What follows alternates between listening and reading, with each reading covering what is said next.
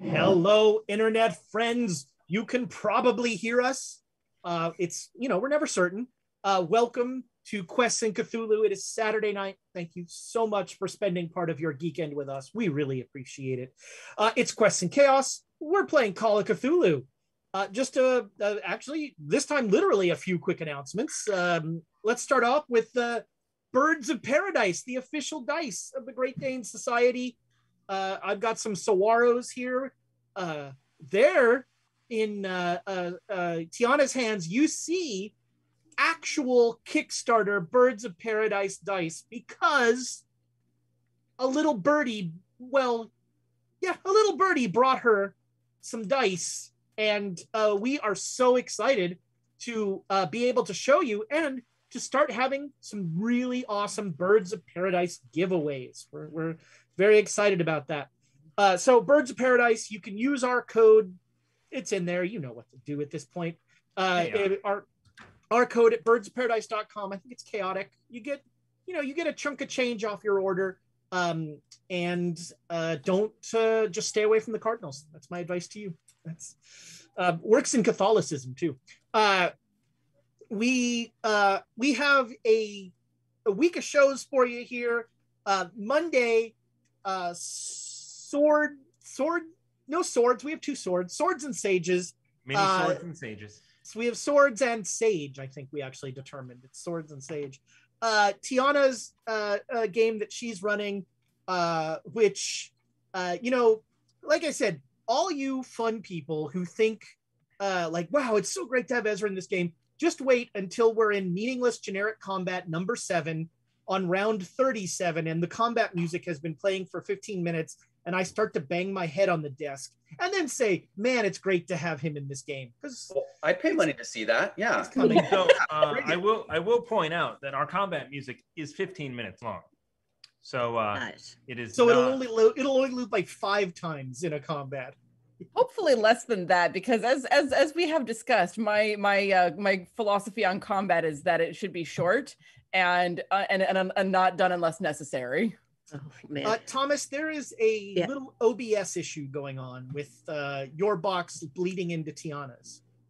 Get out of my box! And we're not in the right boxes either. I That's don't mind being Susanna. semantics. I do mind being what Jared. I don't happened? want to be a duplicate.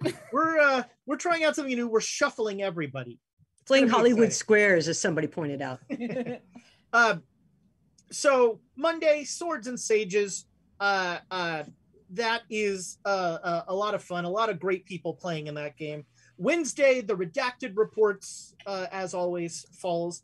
And then we're back here Saturday, like clockwork, playing Call of Cthulhu. Just a quick note, in case you haven't seen it on the Discord, Rime of the Frost Maiden is going to need to take, I think it's a 3-week break starting this week, as they, again, you hire professional actors in a show, they get gigs, and paying gigs take precedence. So we were so looking forward to getting Rime of the Frost Maiden back in there, but we need to take a couple weeks off so that people can be their wonderful actor selves. So that's our lineup of shows for the next week. I think that's kind of it for the announcements. Oh, don't forget, we are a wholly owned subsidiary of Titan Media Collective, our corporate overlords. Are they even still? Is that even still a thing? Was that just a gag that we came up with? Are there like shadowy men in a room somewhere?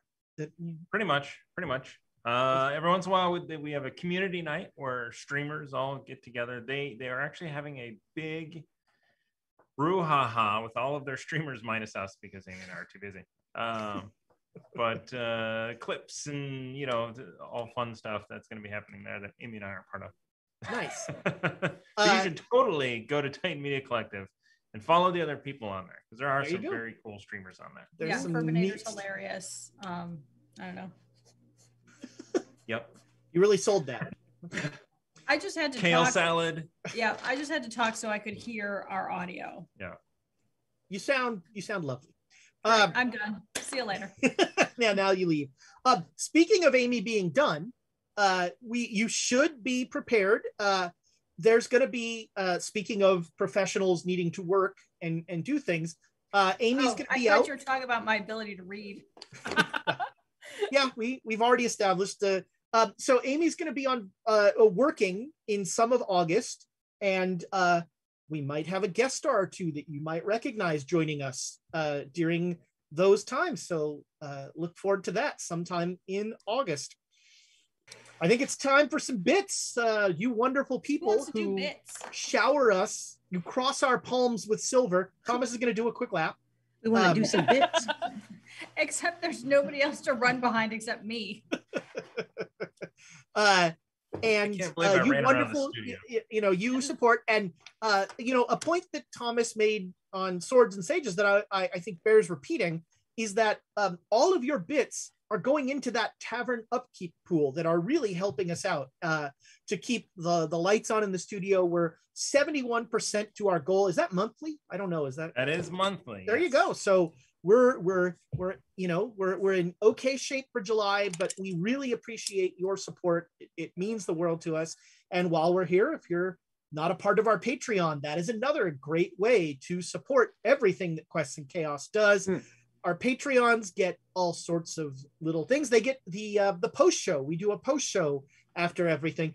If you missed the Swords and Sages post show, you missed James's pretty spot on impersonation of me. It was not, and I know what I sound like. It's not great. So we get the post show. Patreons also get to participate in the Guild of the 5Es, which is semi-monthly games of I guess D&D. I'm not sure. Dungeons and Dragons. The second Sunday of every month. That is the sometime. Sometime I'll run something that is not D&D for the Patreons. We can figure out a time for that. So that's if you're part of our Patreons, you are in that little club. And also just being on our Discord and subscribing on YouTube. Subscribing on YouTube makes a big difference. That really helps us out. And reviews. You could leave us a review on your podcasting of choice. Tiana puts in a lot of work making all of our shows into podcasts. She records the openings. She does, she's got everything going. She uploads it and all there so that folks can listen to these as podcasts. So, if you have iTunes or whatever, just leave us a 5-star review. 4 stars if it's D&D, that's fine. And hit us with a review. That helps new people find our stuff. Those reviews make a big difference in the bizarre algorithm that iTunes has for finding new things. Makes a big difference.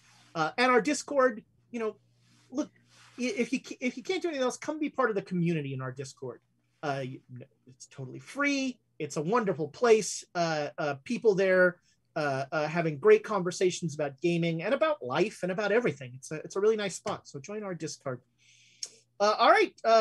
It's time for one of Thomas and Amy does math and or reading. Go ahead. It's all right. you. Okay. So out of order, ladies and gentlemen. Why are they out of order? Well, just because I realized that nobody was writing these down, so then I started going backwards. Tamagotora, 500 bits to the players. Spend more luck. How? How do you recommend I spend more than 77 luck, sir? Yeah, you spent like 140 luck last episode.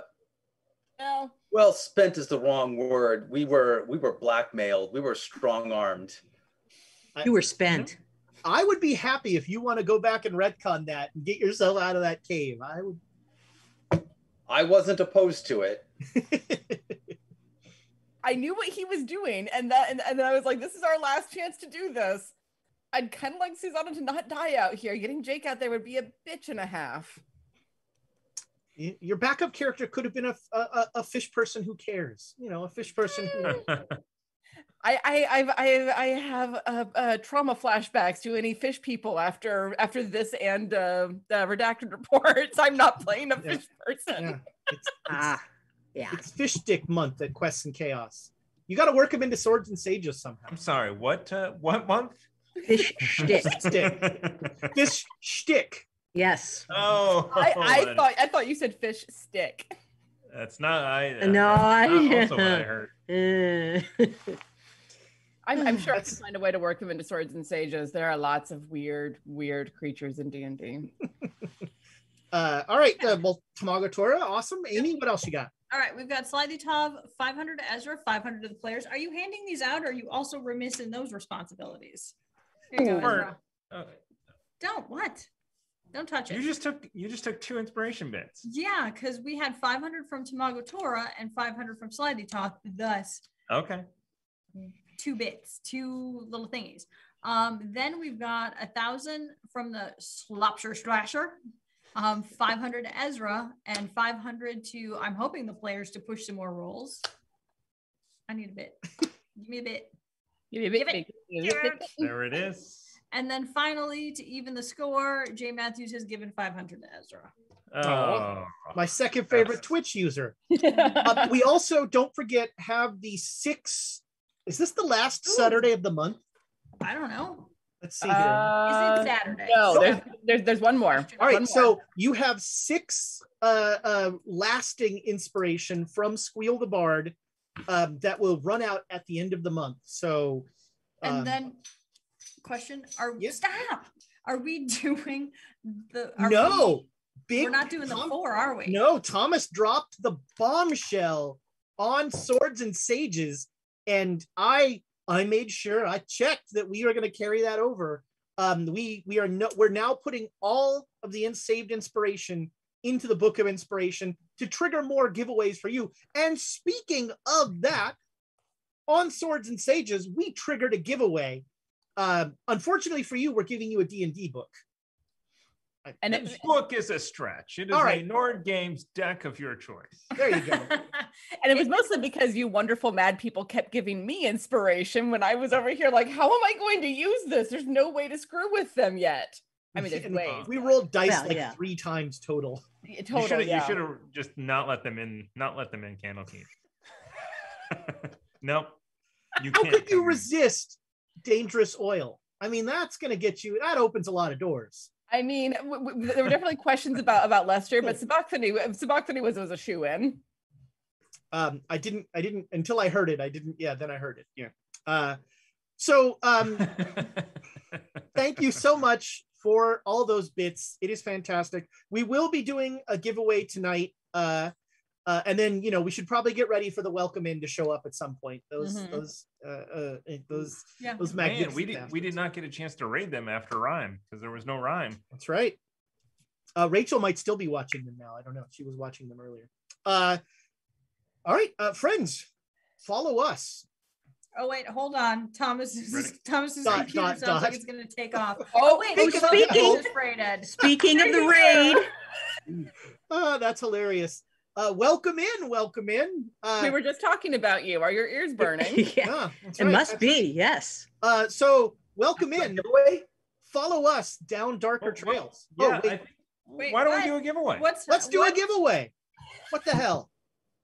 Why not? This is going to be welcome in. This is going to be a Nord Games deck of your choice. They have trap decks, they have monster decks, they have magic item decks, they've got wandering monster decks, they got all kinds of decks, big decks, small decks.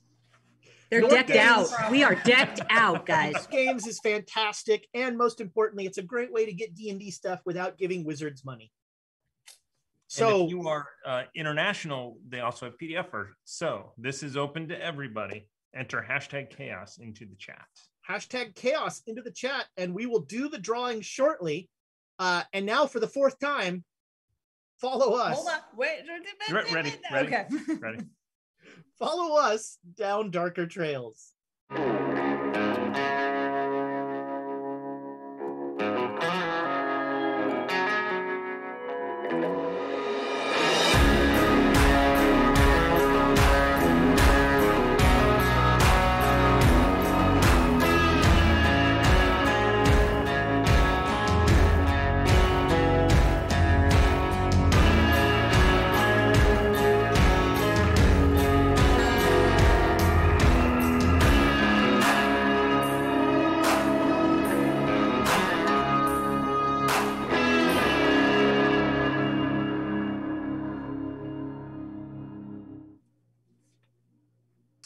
right.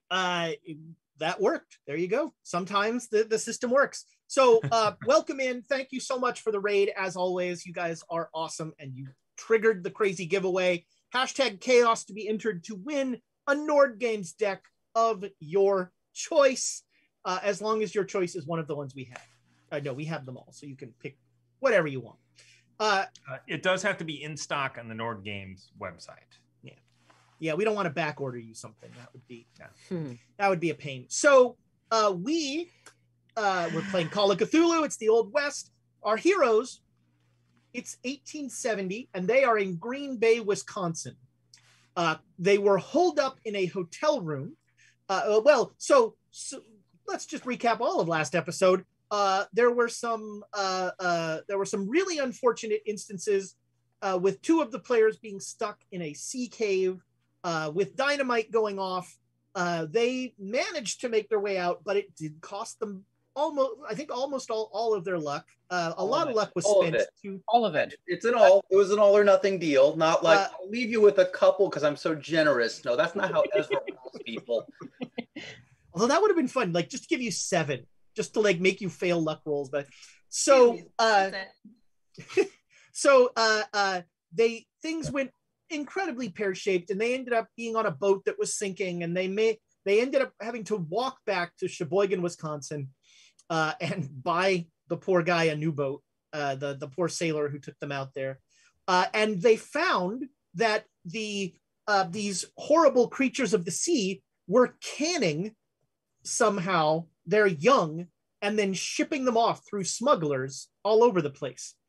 And they found the factory where the canning was happening, and they went there to take a look. They did a tour of the factory, and it seemed pretty normal. They couldn't find any instances of fish babies, and they were trying to decide how they would know if they could blow up that factory or not, and how many innocent people are acceptable to be blown up in that case, when they were approached by an attorney, a Mr. Norbert Ebersol, who claimed to be representing a name from their past, Dr. Peterson, the doctor who gave them the silver bullet bar.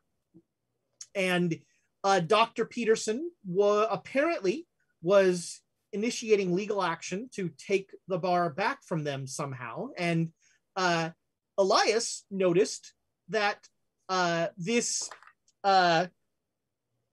lawyer had left a handkerchief. And as he went to go throw the handkerchief out of the room, it started to envelop him. And that is where we ended last episode. Jay Matthews, thank you so much for gifting subscriptions. That is a wonderful, nice thing you do. And so there's 5 new subscribers. That is awesome. Yeah. And so yeah, you are in a hotel room, and we're now gonna we'll go into initiatives.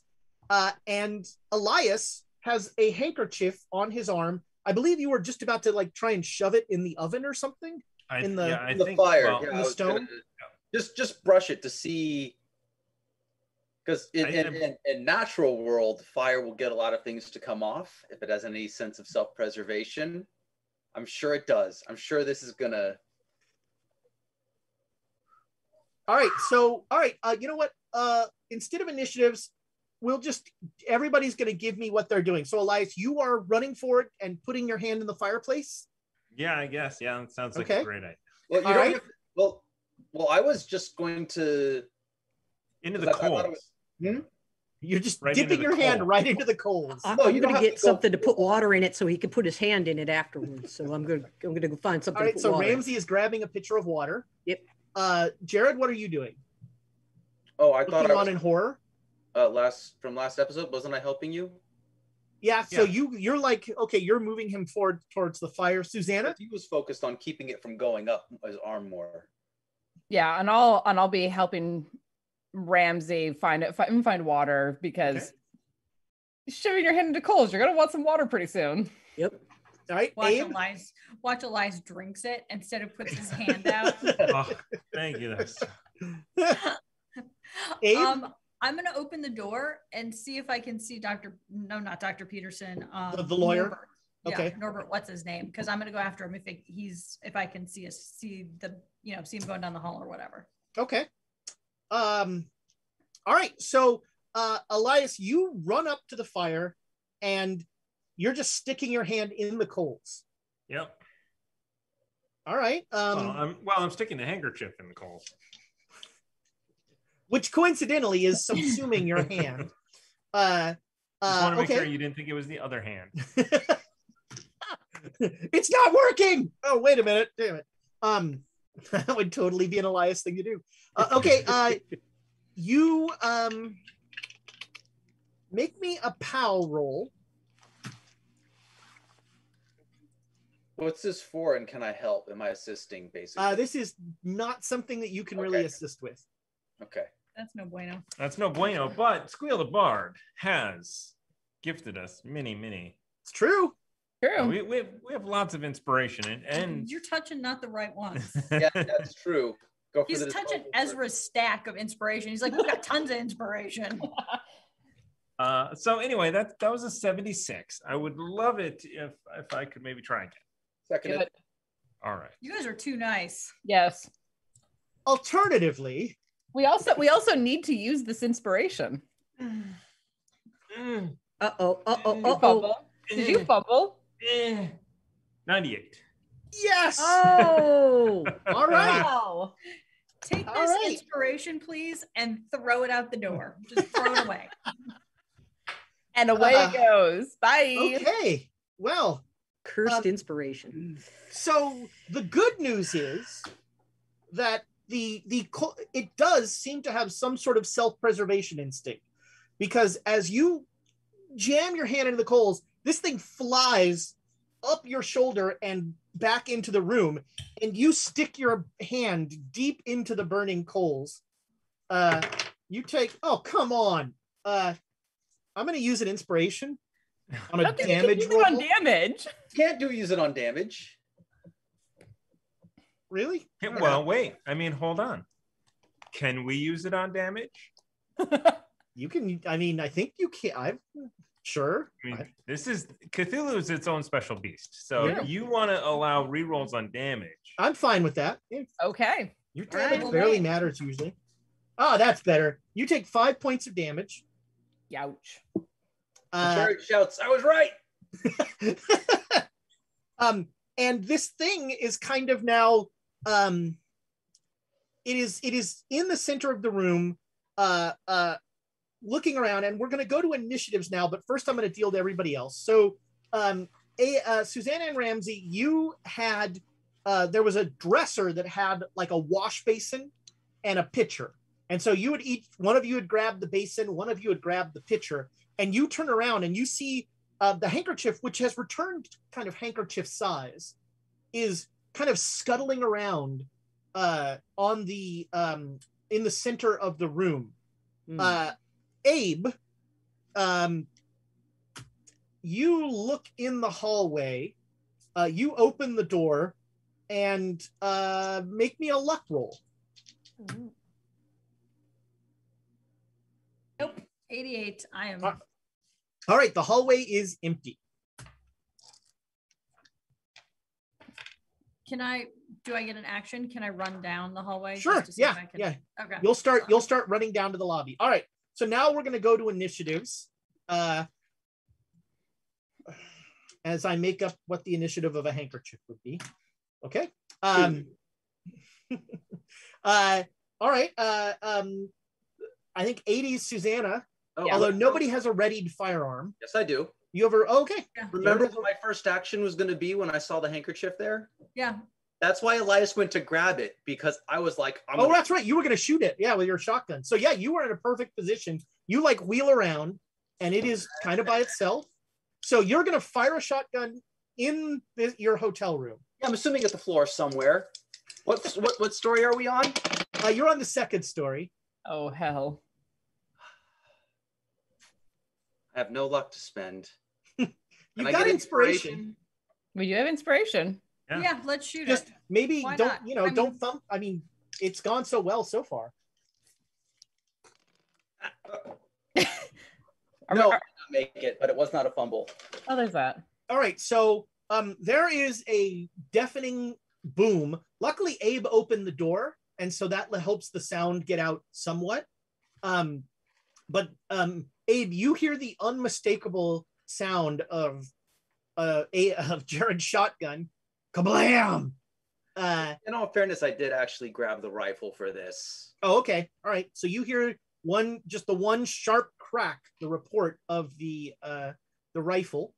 Okay, that was 120 with it prepared. So 80, Susanna. Am I holding the basin or the pitcher? Which do you want to be holding? I mean, for what I want to do, the basin. You are holding the basin. I said pitcher, so yeah. All right, so I'm going to turn around, see this thing off of Elias's hand, drop the basin, and use my quick draw to draw my pistol and shoot. Sure, yeah, that's no problem. Cool. Now, just to be clear, you're firing in a very small enclosed space. I know. I just, feel like I should reiterate that. Yep, but I don't know what this thing can do, and Susanna's acting on instinct. She doesn't have time to stop and think about this. 37 out of 72 is just one shy of a hard success, regular success. All right. Would you like to? Blow me. Roll your damage. So that is a minimum damage 3. You can re-roll it. All right. You know what? What's your maximum damage? My maximum 11. 12. Because it's a 1d10 plus 2. That's a. What if we used one of Squeal's special ones for this? Why not just use the regular ones for this? I don't know. Because I mean, I'm in favor. I'm not going to say no. Do it. Yeah. Let's Let's kill a handkerchief. That sounds super important today. Let's kill a freaking handkerchief. When it Use one of tries the to eat special your arm, There we you reassess your priorities on how to deal with a handkerchief. You know, it's true. So that was an 8 plus 2 is 10 points of damage. All right. Got a hankering. So you fire a bullet into this handkerchief, and what are you expecting to happen? Honestly, I don't know what to expect because I've never seen an animated handkerchief before. I think that I anticipate it like piercing through and going into the floor, or possibly into a wall. But I'm just like, this thing was on Elias's arm and now it's on the floor and it's moving around and I don't know what to think about this. So Okay. So you fire a bullet into it, and the bullet disappears into the handkerchief. thanks, I hate it. How much damage did you? 10. Okay. All right. The more damage you do, the stronger it becomes. Oh heck. It's a nilbog. It's a mimic. All right. So that was 80. 70s. We'll start with Ramsey. So my idea was to go grab the fireplace tongs and try to grab it. So you're gonna drop the pitcher? I'm going to put the pitcher down because what I would like to do Look at you, so orderly. is grab it and stuff it in the pitcher and drown it. Okay, so you grab like a fireplace tong. You grab the poker. Yep. Let's call this a fight brawl roll, and I'll make a dodge roll for the handkerchief. 0-6, which gives me, that's a extreme success. Ooh. Okay. Make me a dex roll. Come on, dice. 26. I made it. All right. So you are unprepared for what happens next, but luckily you don't completely lose your balance. You stab the poker down, and the poker goes about 3/4 of the way just into the handkerchief. Just like, and you stumble forward a little bit. Damn. Okay. Also 70s. Jared, I think. Oh no, you've already gone. Elias.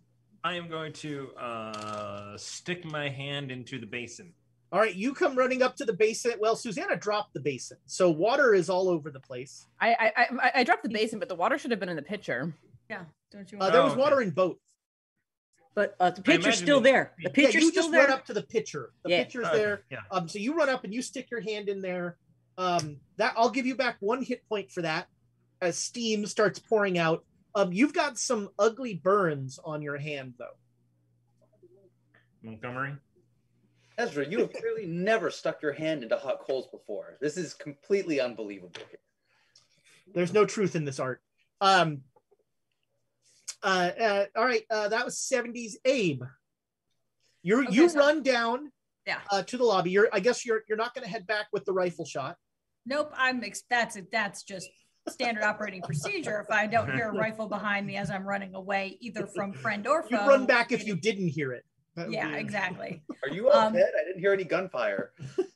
And so if he's not in the lobby, I'm going to run down and just be like, to the concierge or whoever, just be like, where did that little man in a trench coat go? Who? Wasn't there a short, sort of roundy type lawyery looking guy with a briefcase just walking through the lobby? No, you were the last people to come in. Is there a back door? Well, through the kitchen. All right, so I turn around and take off through the kitchen. All right, yeah. You go running. You just open a door and you will make it into the kitchen. All right, and we are back. Susanna with a readied firearm at 1:30. I saw it do a whole hell of a lot of nothing. So if you're not going to fire, then you'll be at your normal initiative. Yeah. I'm going to try one more shot just because, it's worth the experiment. Okay. Am I too close? Am I too close? Only if I miss. Yeah, okay. 25 is a hard success. All right. You know what? I'll let you do this, not me. Roll a d6. A d6. Okay. 2. All right. The bullet goes in the same side that you fired at before and just passes through. Roll your damage. It's a hard success, so it should be max. Oh, max. Right. 12 points. Okay. 12. All right. And it just, the same, it's kind of the underside of the handkerchief. It blows through. Does it come out the other side? No. Okay. That was my primary concern, was whether or not it was coming out the other side. Jared, at a 120, if you're going to fire. I don't know what else to do. I don't have a better idea other than take a couple more steps back after I fire. I mean, Ramsey is a little close, Get away, Ramsey. Ramsey's don't miss close. Yeah. But another rifle shot. I don't make it, but it's... All right, Ramsey, make me a luck roll. It's not far from... It'll be a flesh wound at worst. I mean, I'm not using the shotgun. All right. So Ramsey... Hold on. Do we dare try it again? Yeah, let's on the dex roll. But this is a luck roll, right? Oh, yeah. Yeah, this is a luck roll. What's your luck? Okay. Then you guys okay? Do we want me to re-roll the shot instead? I think we're more past likely- that, right? Yeah. Because I already rolled the luck to miss. I think we re-rolled the luck roll. All right. Thank you, guys. Thank you. Okay, that time I make it 22. Okay. You do not get shot. The rifle, so your hand, Ramsey, when you stumbled forward, your hand is sitting on the floor of the hotel. Yeah. There's now a bullet hole in between your finger and your thumb on the floor. Okay. And so it's my turn now. 80s, 70s. Yeah, Ramsey, go ahead. So I'm basically going to jump up, and with my hand, I'm going to go try to slap Jared. All right. You got to run up. Yep. Yeah, you're charging the guy with the rifle. Yeah. All right, make me a fight brawl roll. Jared, make me a dodge roll. Oh, I didn't make it this time. All right, the slap fight ensued. So you come running up, and Jared is like fumbling away. I've got a rifle in front of me. I can hold it out and get some. Yeah, all right, yeah. There you go. All right. Also on a 70, Elias. I'm going to pull my knife and maneuver around the backside of the handkerchief out of the line of fire. You've lined up the backstab. Yeah, but on not the, like on the embroidery. I don't want to be shot by everybody. All right, you are not in the crossfire. You are being very cautious about that. Abe, you hear in the lobby, you hear concerned voices going, what's going on? I just yell behind me, there's a rabid raccoon upstairs, and then run through the kitchen. All right, you shout that. You run into the kitchen, and there's a couple people working in there, and they like look up at you kind of weird, and one says, "Can I help you?" I'm looking for a little man in a trench coat. Briefcase. In the kitchen? Yeah, did he run through here? No. Where's your back door? It's through there. Okay, and I'm just like, boom, right. out of my way, run out. through. We'll find out what happens there next round. Everybody that is in the hotel room, make me an intelligence roll. Too late. Way too late, buddy. Intelligence. Negative. No. I got in my right mind after that. All right, Ramsey, what regular success?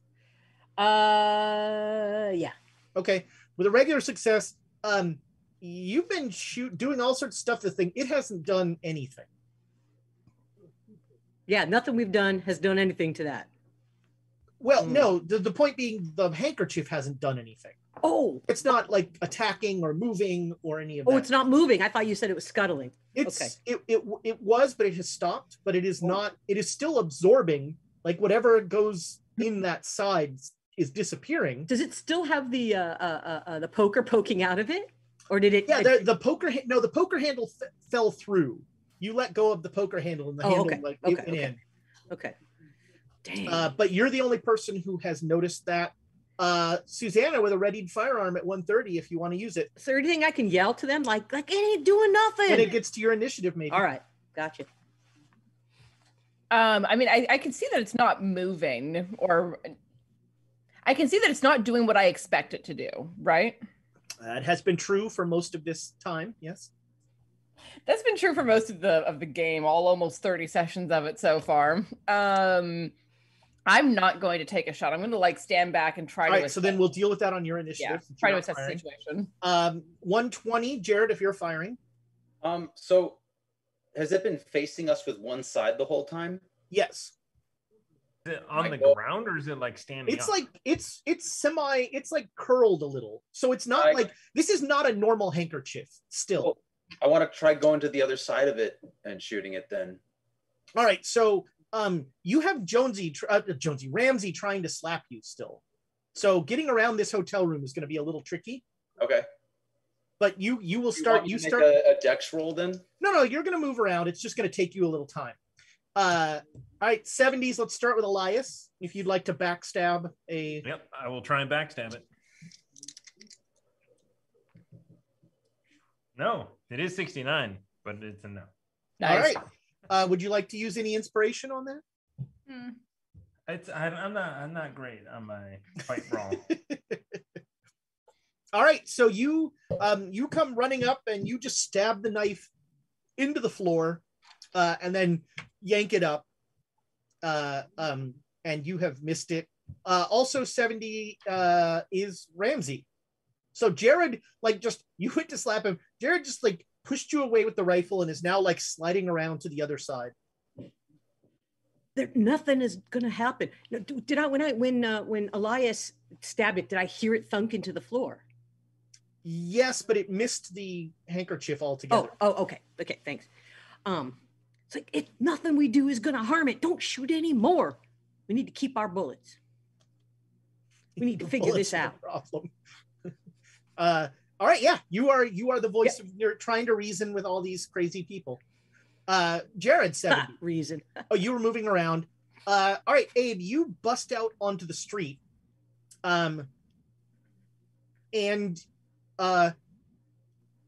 you see about 2 doors down in kind of a nondescript building, you see somebody just go like, over here, and Okay, then so go I'm in the door. All right, so I'm gonna go. I'll just go do it. Again, roll for intelligence. Nope. Okay, This so is you one of go. those awkward times when they're calling to a friend and you think it's to Yeah. you. yeah, the guy behind you is like, where's he going? Okay, you run forward towards that. It's about, like I said, it's about a block and a half down. So you go running off there. Okay. Nobody has a readied firearm, so Susanna. I want to just try to assess the situation and figure out what's going on at this point, because Hold on, I have to decrement the timer here. Okay. you have to. Yeah, he Ezra loves his timers. He's very punctual. Increment and decrement. Okay. All right, so what are you gonna do? Sorry, Aiden? I'm honestly just stepping back and looking at the whole situation, trying to figure out, because this thing is not doing what I expect it to do, and I don't know what to do at this point. So I'm just stepping back to try to get a perspective. All right, so what you have is a handkerchief. This doesn't work well with the blur. Here, I'll do it this way. You have a handkerchief that is not just laying flat like you'd expect. It is it is curled almost in a defensive posture. Mm-hmm. And this is what you would think of. This is like the bottom, for lack of a better. It's less decorated and that sort of thing. And this is the side that all of your stuff has sort of flown into. And it's again, it's sort of curled in a defensive posture, but it is not moving. Okay. I'm not going to get close to it because I don't want it to go crawling up my arm like I did Elias, but I do kind of want to being a significant distance back, but crouch down so I'm not so that I'm closer to it, and be like, are you any sort of thing that can reason? All right, you are talking to a handkerchief. Yep. 70s. We'll start with Jared. I didn't put my rifle away. Oh, all right. Yeah, you have a readied firearm if you'd like to shoot. Yeah, I'll rest it over Elias's shoulder towards the back of the handkerchief, so I at least don't shoot Elias. My eardrums are not going to thank you. Yeah, this is not gonna. Oh yeah, cover your ears. But he says cover your ears after the shot. no, Is it as well. Is it 1, 2, 3 fire, or just 1, 2, 3? Can I get an inspiration? This is We're just burning through it, but yeah. This is stupid. I have not made a single. I am due something below a 60. Stop rolling with cursed dice. This is your own fault. But then I have little chances of hundreds happening. What'd you roll? 50 regular success. All right. Roll your damage. 2d6 plus 3, I think it is, or something. Plus 1. Plus 1. 6 damage. All right. The bullet slides in and disappears. Oh, I'm sorry about your ears, Elias. You know what? He can't hear me. It's fine. Elias, make me a con roll. Yeah. Extreme success. All right. Extreme success. You managed apparently to plug your ears in time, and you are not deafened. All right. 70s. Ramsey. I'm going to pour the pitcher of water on it. Okay. You grab the pitcher of water. You run up and pour it on there. It does not try to avoid. Can I take the whole thing and just put it on top, put it on top like that? Oh, sure. Yeah. Okay. This is not a clear pitcher. They did not have, this is ceramic. So you just dump the pitcher on there. You have covered the thing. A little water is leaking out, but it is under there. Sure. Oh, water's leaking out. Well, how much is leaking? Not much. Maybe some went in, maybe some didn't. Okay. Elias, you've got a 70. There's now a pitcher over the thing. Okay. Ow.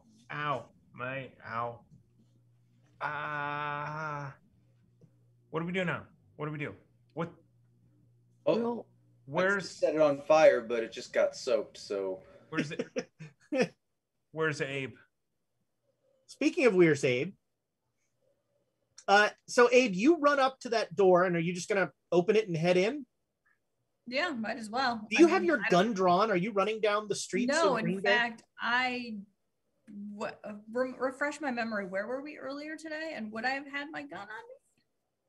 I We mean, were at you're the the only hotel. one of these idiots that I think might not have a gun on them at all times. Yeah, that's what I'm saying. Like, what did we do earlier today, right? We went on a tour of. Yeah, you went to the factory. You went on a tour at the Yeah, I factory. wouldn't have worn a gun to a factory tour. Okay, so you become acutely aware as you get to this door that you are unarmed, and you're just gonna run in. Yeah, I'm just gonna swing that door. First of all, what does the shop look like? So it's a nondescript building. It looks like offices or something. Okay. There are no windows on the ground floor. I'm gonna swing the door open and be like, "Hello." All right, Maybe, like, you I'm gonna open the door shout hello. and you see a dark kind of storeroom. There's boxes and stuff. There is a stairway down and a stairway up. The stairway up has an open door. Okay, and nobody replied to my. Nope. All Make right, me a I'm gonna- listen roll. Just us bad guys in here. Everything's No fine. raccoons Yeah, not looking fish for people in here. garbage. I'm assuming this makes it. How does it? Where's the L's? Yeah, so I make it just a regular success. Regular success. All right. You think you hear movement upstairs and then some other noise downstairs. Movement upstairs.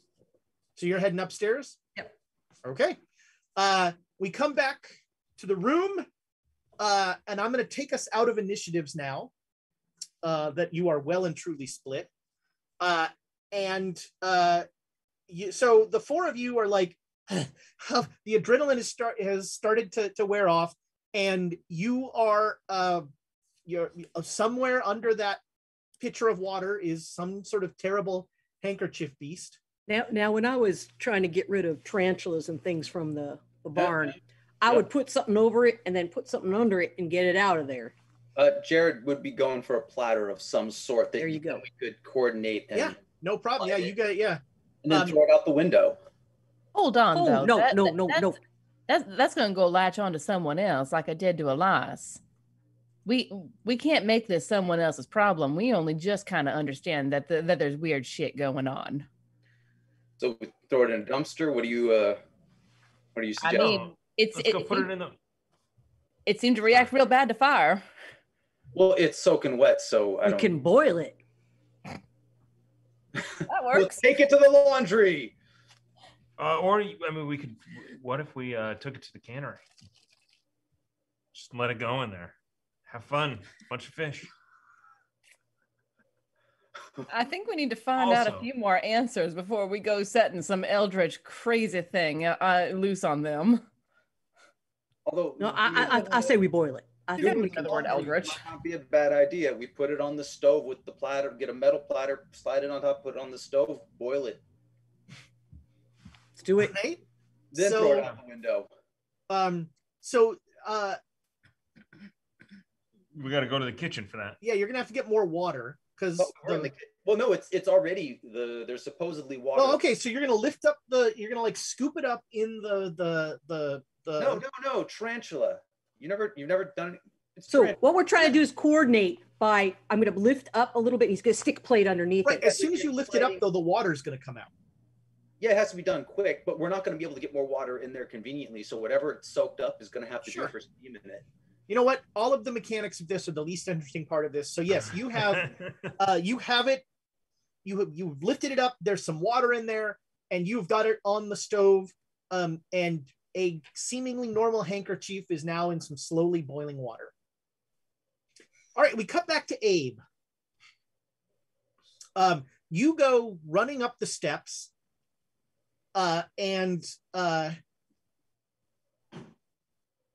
there are 3 men there, and they look at you and they smile, and they say hello. If I'm wearing my hat, I tip my hat and say, "Good afternoon, gentlemen. I am in search of a short man about this tall, wearing a trench coat, kind of chunky, had a briefcase. Have you seen him?" Why are you looking for him? Well, he had left a rabid raccoon in our hotel room after he had tried to serve us some papers, some legal documents. It's not quite a friendly thing to do, so I thought I'd have a word with him. Well, that is something. Well, you know, we're very interested in you, Abe Froman Jr. Don't blame you. And your friends. Yeah, I suppose they're interesting too. Since you know my name, will I be able to know yours as well? Sir, you are? You hear the door behind you close. And the last thing we'll say on camera is, my name is very difficult to pronounce in your language. And we cut back to the hotel room. Oh, hell. Do we dare peek in? Oh, I mean, I was going to ask, how long do we wait for this to be properly steamed? I mean, I can't tell if you're doing, if this is combat or laundry. It's laundry. What It's do you boiling a lobster. You're boiling a lobster. How long does that take? I was thinking more a frog, because you're supposed to put lobster into a boiling water. I mean, yeah, we have to wait for this to. Well, we wait till at least steam's coming up around the edge. Okay, yeah, steam is certainly coming up. And then we wait another 10 minutes after that. Have you pulled the basin? I mean, the pitcher off? No. Okay. Yeah, steam is definitely coming up out of your makeshift burner here. What is that? What is it when they put it in when you're baking something in water? I don't remember the name of that. But That's steamer, isn't it? Yeah, there's some poaching. Are you talking about poaching? Maybe poaching. Yeah, you're trying to poach it. There we go. I asked the cook, did you see? So you're running down to the kitchen? Well, that's where all this is happening, right? No, you're doing it on your little stove. Your little. Oh. You have like a Franklin stove in your room. Yeah. No, I wasn't going to try to carry this thing around. No one's. I'm gonna run down to the front desk and ask where Abe, if they've seen Abe or a short man in a trench coat. Your friend was looking for that short man in a trench coat. He ran into the kitchen. Oh, thank you. Run into the kitchen. All right, yeah. There's 2 guys chopping carrots and stuff. Did you see a dashingly good-looking man or a short man in a trench coat? Dashingly good. I mean, we saw a guy ran through here. He went out the back door. Perfect. Said he was looking for a lawyer. Oh, yeah. And then I'll run out the back door. All right. With a rifle. All right. You okay. You run out the back door. The back door is kind of ajar. And you are on a back street of Green Bay, Wisconsin. Make me a luck roll. Making me. Whoa! Uh-oh! No, that's a success. All right. 14 out of 36. The streets are pretty empty. I'm just gonna kind of. I'm gonna look around for a second, a beat or two, or a moment, and then try and hide the rifle, or nonchalantly like. All right, yeah. The rifle is like back in the kitchen. You have your arm back in the kitchen door like this. You look around and you see there are rows of buildings for several blocks. All of them very just nondescript kind of office buildings.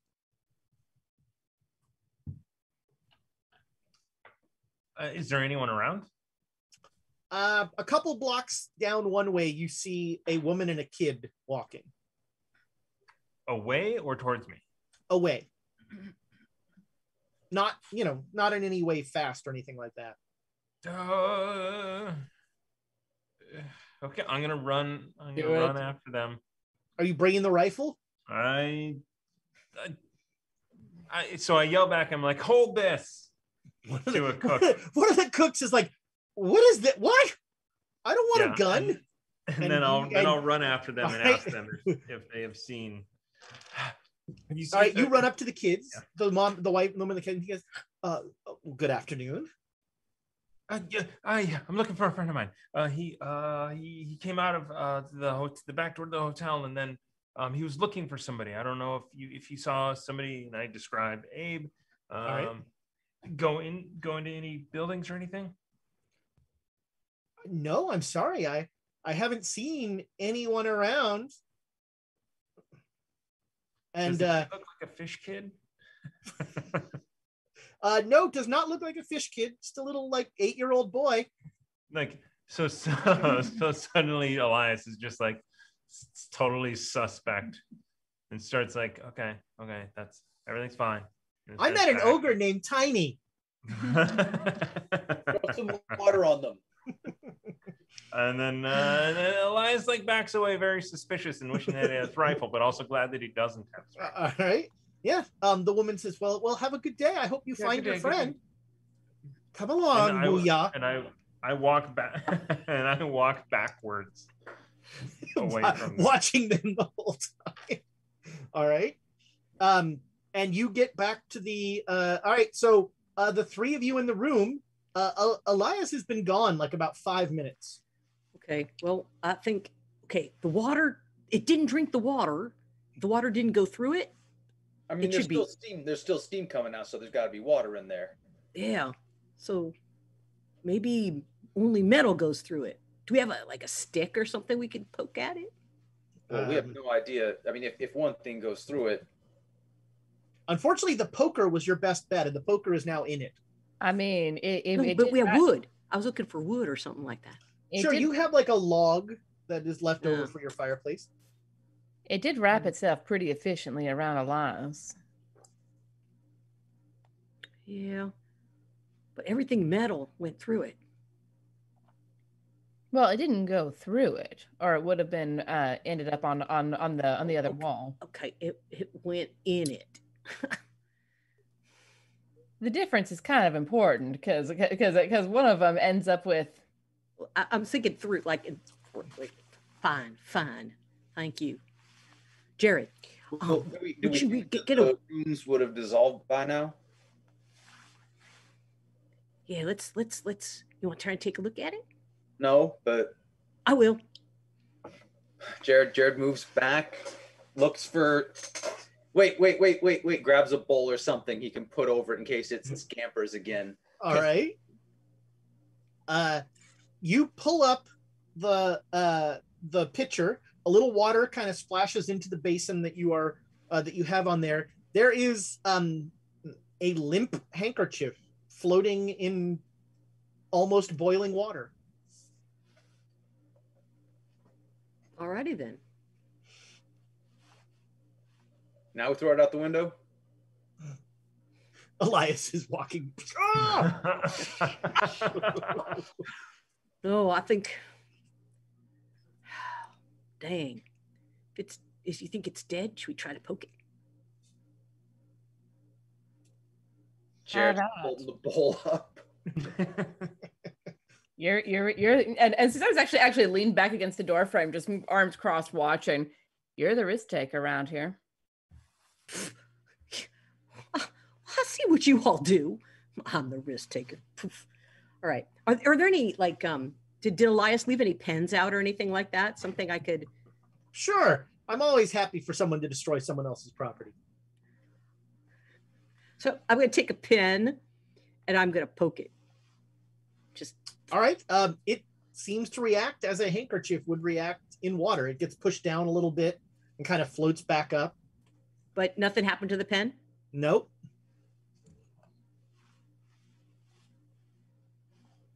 Well, okay. I'll come across and grab a fork or something and spread it out to see if the runes have all dissolved.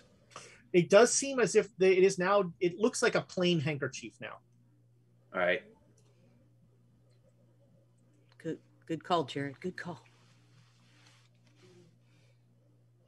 Let's get rid of it. I mean, I take a imagine. hole, I give it a imagine at this burial. point. Whoa. What'd you say, Jared? Nothing. I imagine we can toss it on the coals now and try to, dry it out and then burn it. So you're just gonna toss it in the oven? Yeah. Okay. Yeah. It over the course of about 10 minutes. Are you coming back upstairs, Elias? After your. Yeah, I will. Yeah. Okay. So over the course of about 10 minutes, Elias comes back in the room, and you slowly watch the handkerchief in the fire, like drying out and like steaming, and then it starts to burn, and it burns pretty normally. All right. High five, Jared. Hey, Covers his face. It's like, So, Abe's gone. Abe's gone. yeah, I was about to say, What's up with the handkerchief? handkerchief's gone. burning. Yeah, Abe's gone too. Well, I thought they went down the bar. They were magically linked. When we killed one, we killed the other. Oh, but so you didn't find them downstairs? So he ran out the kitchen. He ran out the back door. Damn. Bunch of buildings back there. Nobody saw him. Damn. There was a 8-year-old kid over there that was very suspect, though. I mean, kids are always kind of suspicious. Hashtag.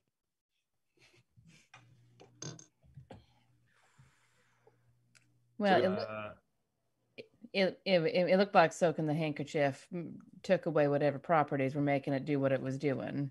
Yeah, it had markings on it. They're gone now. Well, and the point is it's turning into ash. Like, Yeah. obviously. Well, see, yeah, that's what happens when we work together. Brown Jenkins did this. Yep. What's the closest I guess I can look for Abe. What's the closest bar? Yeah. Let's One go. downstairs. I mean, here in the hotel, but you said that he went running out the back kitchen, right? He was looking for the lawyer. The lawyer told you what hotel he was staying at. The Open Arms? Okay, we'll go to the bar in the Open Arms. Yeah. We'll just bar hop until we find Abe. All right. That's 20 years later.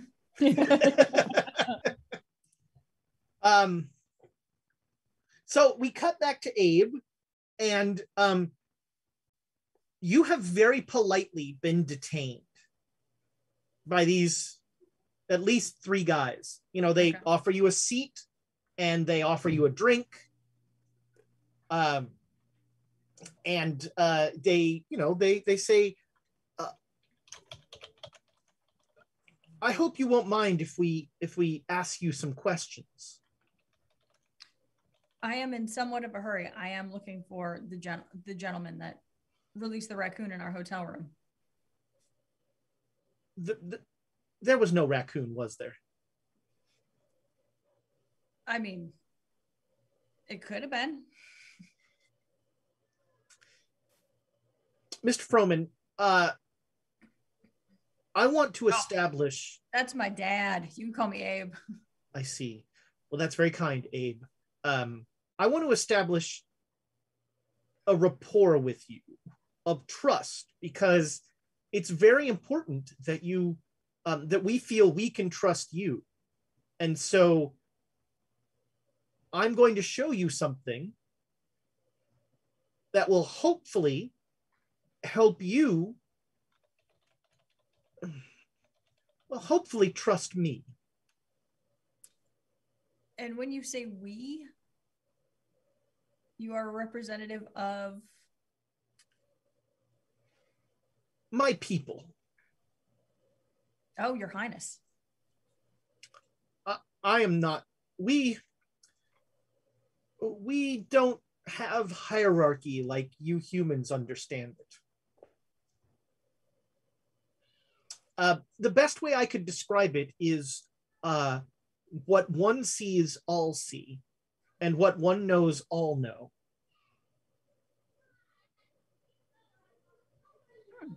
I feel there's a bargain that can be made here. Please go on. But as I was saying, and he holds out his hand and he takes a glass of water and he pours the glass of water on his hand. And for a couple moments, his hand is this clawed, blue, scaly, shiny monstrosity with like super long claws and like weird little fins up the forearm. And as the water dries, his hand turns normal. So I kind of freak out and like, you know what I mean? Yeah, I think like, a sand roll is entirely appropriate there. Yeah. Yes. Stop telling Ezra to make me make a sand roll. No, I'd already said make a sand roll. Sorry. Probably not. I'm assuming a 76 is not. Nope, not even close. All right, so, oh man, you lose 1 sanity.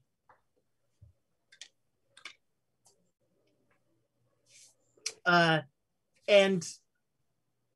you were going to say something. Sorry. I have no idea now because I've seen a crazy blue claw. I've seen a handkerchief come to life and eat Elias's hand. I've seen a crazy blue claw today. I think I'm going to get some gloves. That's all I'm going to say. Today's top agenda, my gloves. All right. So Mr. Abe, I wish that I could tell you you weren't in any danger, but I can't. We believe that you and your friends mean to do us harm. And the collective cannot allow this.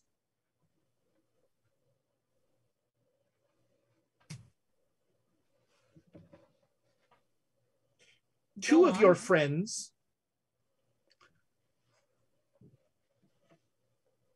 caused irreparable damage to many of our young.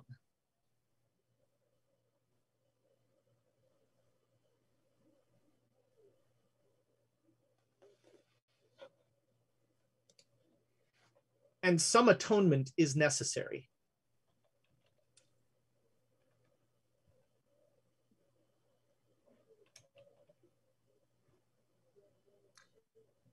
So 4 Hail Marys and 2 Our Fathers? Our religion is somewhat older than that. The old ways are bloodier ways, yes. But what are your intentions here? To make it alive out that door? Well, I certainly hope that can happen. And we cut back to the rest of you. You make it to, I've already forgotten the hotel name. Open Arms. The Open Arms. You make it to the Open Arms. And there's no one in the bar. It's 2:30 in the afternoon. But it's Green Bay. This is true. What is there to do except drink? There's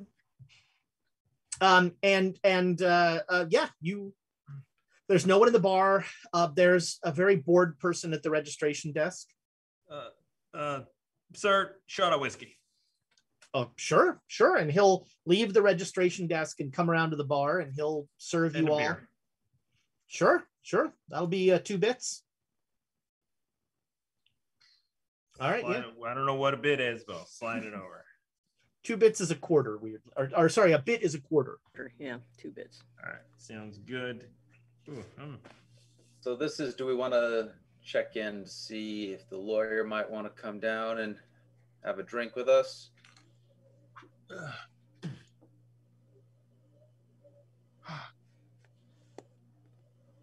Yeah, we didn't even check if he was really here. Yeah, good call. Is there a gentleman by the name of Norbert Eversole that is staying here? Well, I'm not supposed to. Well, he told us that we could meet him here. Okay. Let me go check, and he'll leave the bar and go back to the front desk, and he'll come back and he'll say, yes, Mr. Ebersol is in room number 2. Well, could you tell him that we're down here and we'd like to have a drink with him? I mean, you can go ahead and go on up. Oh, no, if you could, and I'll slide him some money. I'll give him, how much do you think would be enough to like tip to get him to get off his ass? I'm interested what Jared thinks that amount would be. I mean, it's just going up to get someone. So, I mean, he wouldn't, like, certainly not, I want to say like 50 cents or something. All right, you slide him 50 cents and he'll say, more than enough for walking up the flight of stairs. Sure, I'll go get him. We'll get him a shave and a haircut for those 2 bits. And he goes upstairs. As soon as he leaves, I'm like, what are we doing? I'm just looking for Abe. If Abe was looking for him, he clearly would have come here. So, but if Abe's not here, and this guy's working for Brown Jenkins, and who knows? We don't know he's working for Brown Jenkins. He said he was working for Brown and Jenkins. No, it was Jenkins Brown. Yeah. That was just Ezra being a dick. I mean, both things can be true. No. I think Brown Jenkins sent this guy to kill us, and we need to pay it back. I don't know. How many times has his name been said? Because I'm pretty sure Beetlejuice rules. Well, if he shows up, I'm shooting. So. I don't think that he was trying to kill us. There are much more direct ways to do that if he wanted to do that. Maybe just trying to take you over. Or mess with us. I mean, he seems like a trickster sort. Nah. He plays for keeps. I mean, but he also plays a long game because most of his work is tricking people into giving up their souls.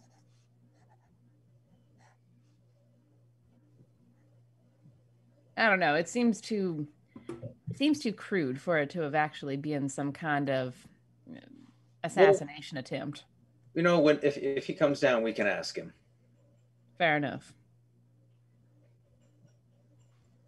All right. The hotel guy will come down and he'll say, sorry, I knocked on the door and there was no answer. Do you know if he's out currently or if he's okay? I mean, his key is here, so he should, he hasn't left the hotel. He didn't get his key if he left.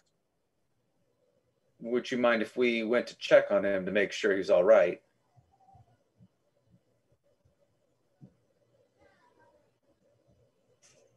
His hand slides out. Or we can call the police and let them know that someone's missing.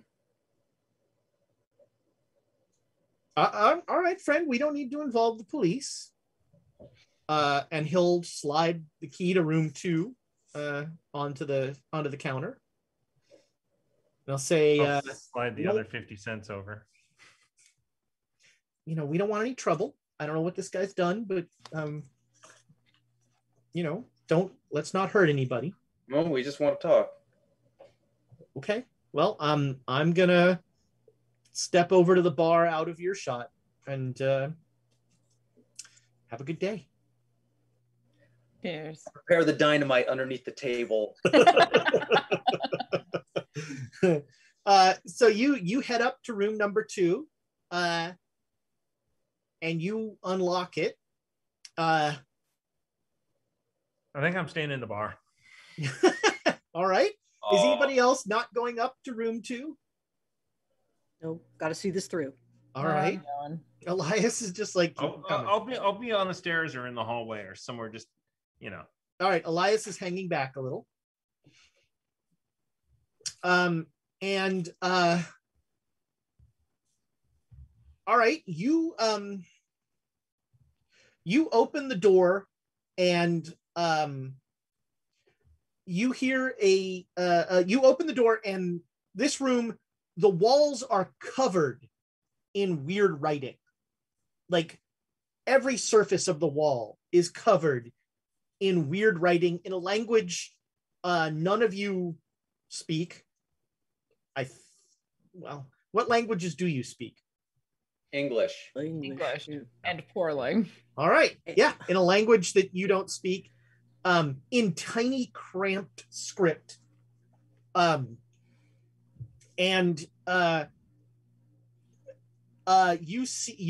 hear there's a small side room, and you hear splashing water in that room. Who's going in there? I'll just casually pull my duster back behind my pistol and go and like tap on the door. Yeah, we can announce ourselves and say that. All right. You tap on the door, and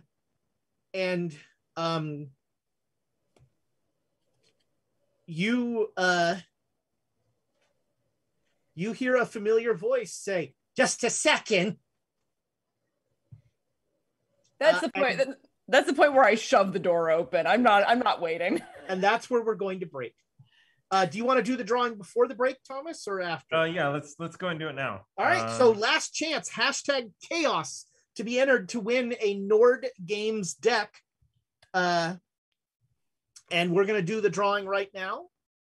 Must be present to win. So if the person who does win does not answer, we'll draw does not somebody reply, else. Then when we get back from the break, we'll roll again. Do it again. Here we go.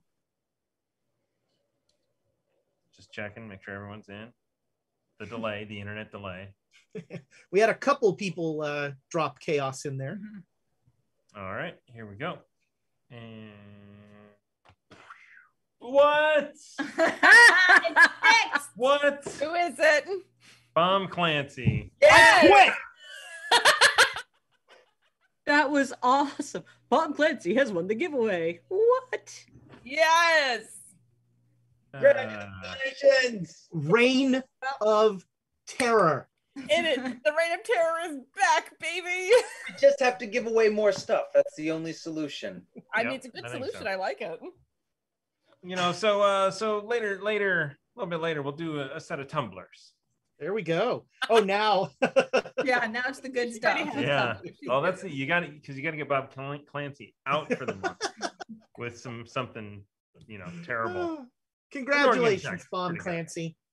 Are you calling Nord Games terrible, Thomas? No. They are very, very lovely. nice. I'm just saying the tumblers are nicer. All right, we'll be back as soon as 6 people can use 5 bathrooms.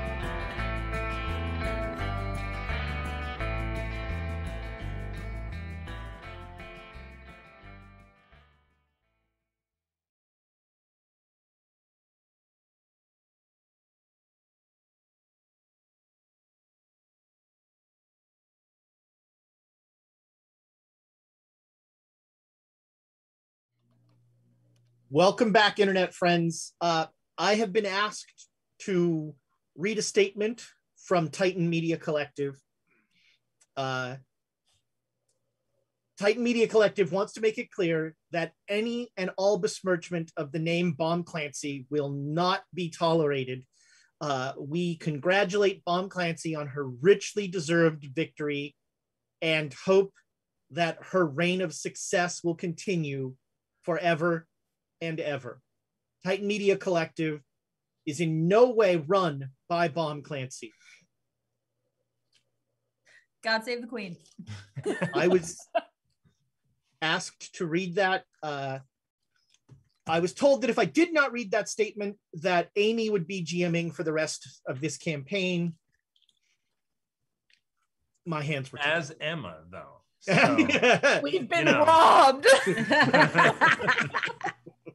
Get I your know. baseball bat because I'm throwing grenades.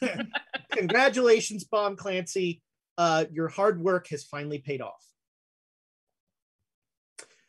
So you knock on the door and you hear the unmistakable voice of Brown Jenkins, who says, "Just a minute," and you like kick the door in, essentially. Not kick. I don't want to have to replace the door, but I do. That's your concern. Yes, that is absolutely my concern right now. I'm going to look at the others, roll my eyes, open the door, and just push it as hard as I can so it slams against the back wall. Nope. Because All right, are you looking in the room? Yep. Recognizing this is a terrible decision. All right. You see like a slightly startled Brown Jenkins wearing a bath cap and just downing the hand of what you can only assume is Norbert Ebersol. You see like a pinky ring that you recognize as Jenkins like shoves it in his mouth. I can't swim for 30 minutes now. does this help us or hurt us? I don't know. And he just looks up at you and he's like, "Do you mind?" If our lawyer, if the lawyer, not our lawyer, but if the lawyer who just served us papers was just eaten, how's that going to reflect on us?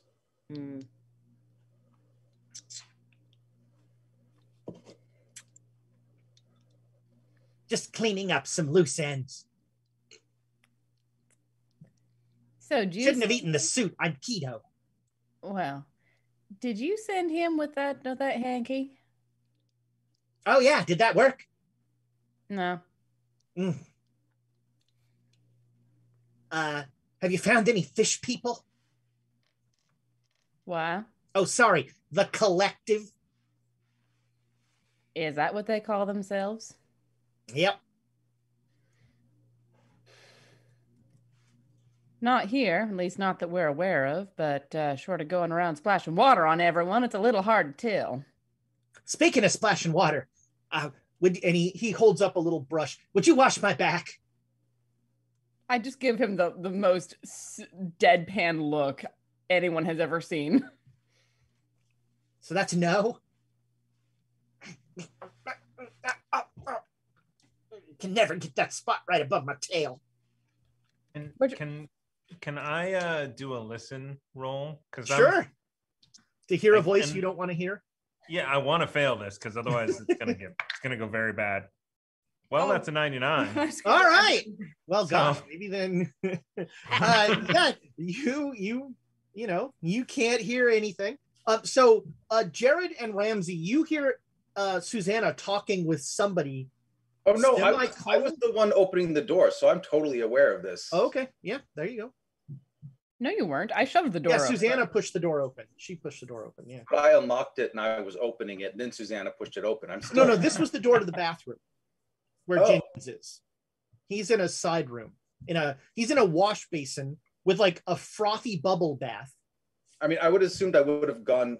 I wouldn't have because Susanna has my back whenever I go into You're both. It's no problem. You're both there. You can all hear. Everyone except Elias hears Jenkins. That Jenkins fella. Was he that lawyer guy all along? No. Oh, he ate him. I mean, he owed me. So why'd you send him to mess with us? Well, I wanted to scare you out of town.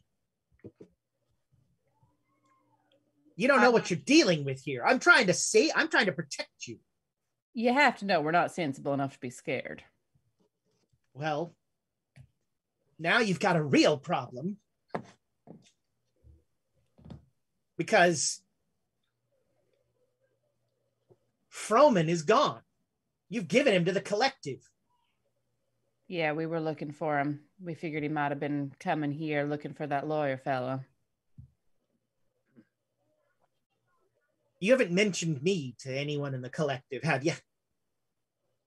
We don't talk to fish people. Yeah, we tend to blow them up.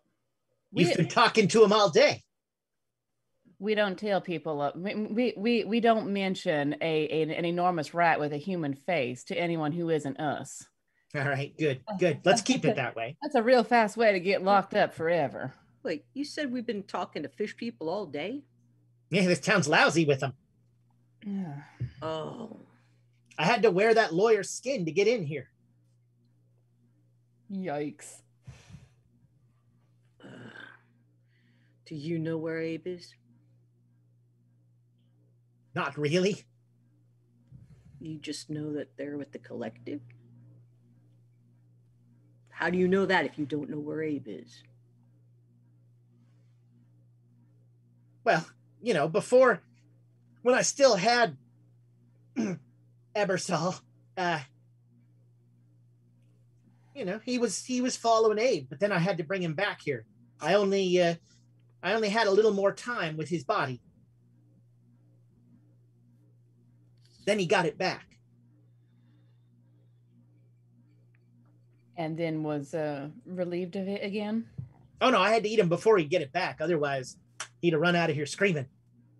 Poor guy knew what was going on the whole time. Didn't have any control. Trapped in his own body. Probably awful. That poor bastard. He was delicious.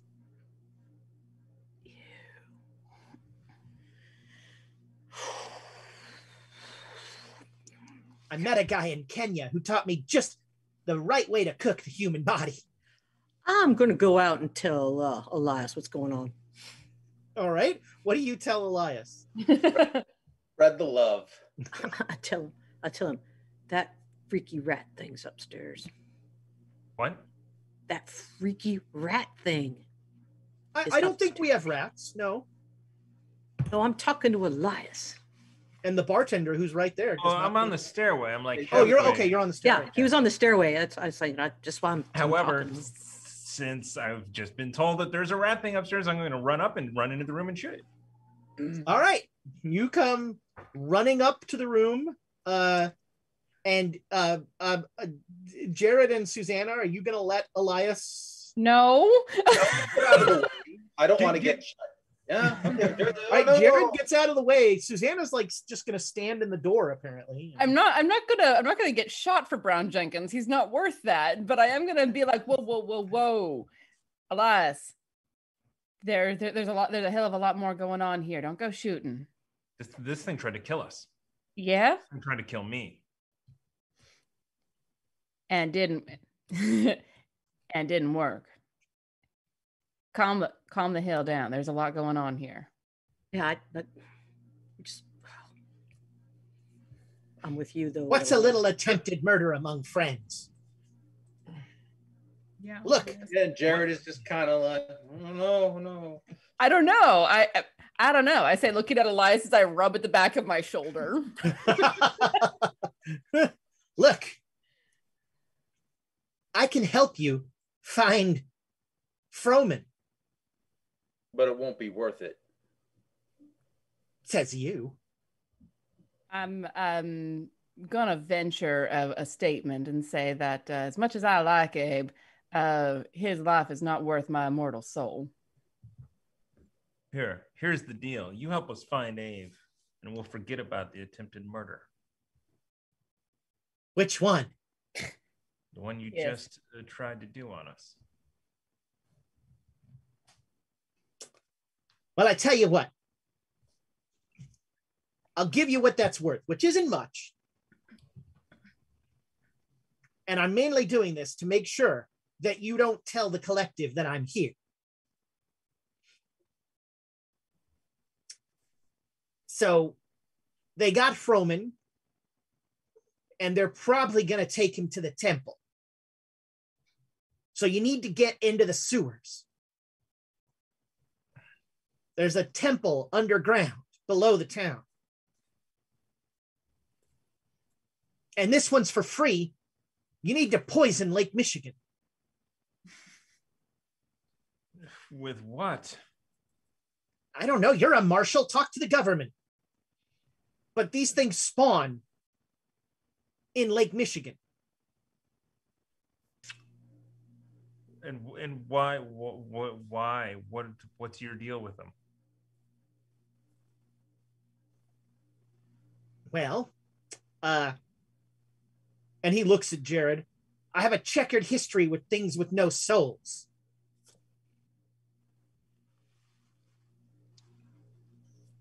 Boy, this area of the country must be real hard for you if there's a hell of a lot of them fish people around with no souls. Well, mainly around. So the good news is it's really only the western part of the lake. Right. I don't know how to explain to you that I would need a lot more information to go poison in a lake that provides nutrition for a goodly portion of the country at this point, with all the fishing and the cannon that goes out. We don't even know what specific kind of poison would do the job. It's a good point. I mean, short of something that's just going to kill all the fish, which, whew. Which is what we're trying to do. Well, I want to hear a lot of bitching and not a lot of solutions. You can't. I'm offering solutions. That's not possible. Well, you just said the west coast of the lake. Can I? What would I roll to come up with something to poison? Natural world? Yeah, chemistry. Chemistry would probably be your best bet. If I do a natural world roll, can I at least get on the? Sure.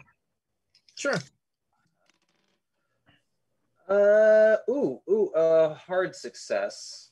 All right. So, I mean, the problem with like herbal poisons is scale. Like getting them to scale. So maybe if there were some. I was thinking more along the lines of if the water is incredibly alkaline or something. Yeah, that could totally. And so, the things you'd want to figure out are scale and like possible and sort of possible drift. Well, and also how to get it out there. We'd have to, Well, that's just pouring it off boats. We could introduce carp to the ecosystem. Maybe carp would eat the babies. Oh yeah, they'll eat Get catfish in there. No, tilapia. Tilapia will ruin the whole ecosystem. And they're bottom feeders as well. So all the little, if there's eggs that are hatched, I'll just go get some tilapia and throw them in the lake. Look, here's what happens. You saw them can the fish, right? Right. Yes. So the fish eat the eggs of these little things, and the things gestate in the fish. And then eat their way out. And that's the nutrient for the thing while it's canned. Well, we've been watching a jar of it. It hasn't had any activity yet. It's been like a week? It's been like 4 days. 4 days. How long does this take? Well, I mean, the miracle of life isn't overnight. Does that also mean that potentially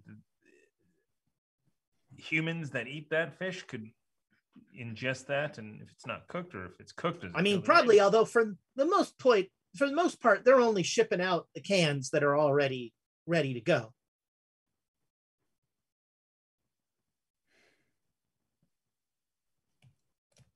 Can't we just blow up the shipping, the cannery? Can't we just? Wouldn't that be good? That's a setback, but it doesn't stop it.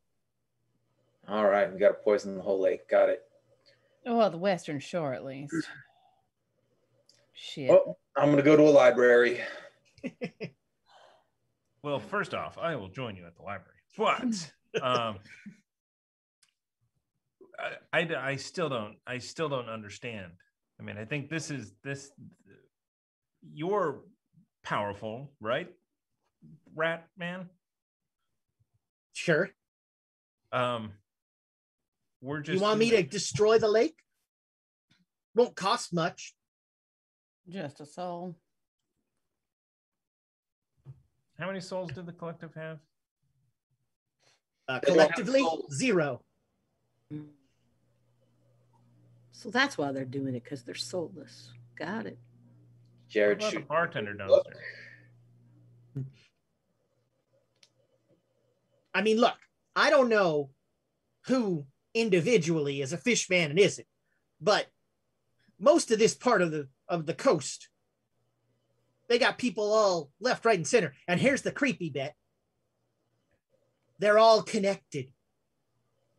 So if one of them sees something, they all saw it. Hey, So they're very well aware that we're here, and they know who we are because they would. 3 of them saw Jared and me down in their cave. Exactly. That's how they got Abe. Well, hell. And now there's one way you can reveal him. Splash water all over them. Yeah. What about after they're shot? What happens then? Blood's not water. Spitting on him won't do it. So what I'm hearing is that we need to hijack a fire truck. Well, would a light misting do it? Well, since you're so smart, did you know it has to be salt water? Oh, no, wait, that doesn't work because the lake is not salt water. right. Yeah, it's got to be the water that they've come from. Oh. So if one's visiting from the coast, it's still connected and it can communicate, and we won't know. So it's okay. I mean, this is most of the right now. This is most of the collective. They've only started canning stuff fairly recently. Why are they doing that? Do you have any idea? They want to spread.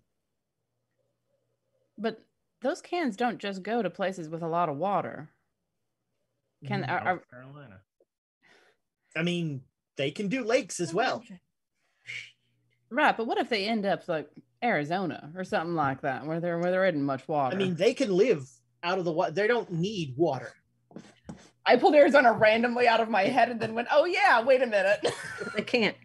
They can't spawn without water. That's right. Sounds like they're the ultimate species, and we should just at this point just kind of realize that they will be our overlords. Well, And- First of all, I take offense at that. I'm the ultimate species. And second of all, I didn't take you for quitters.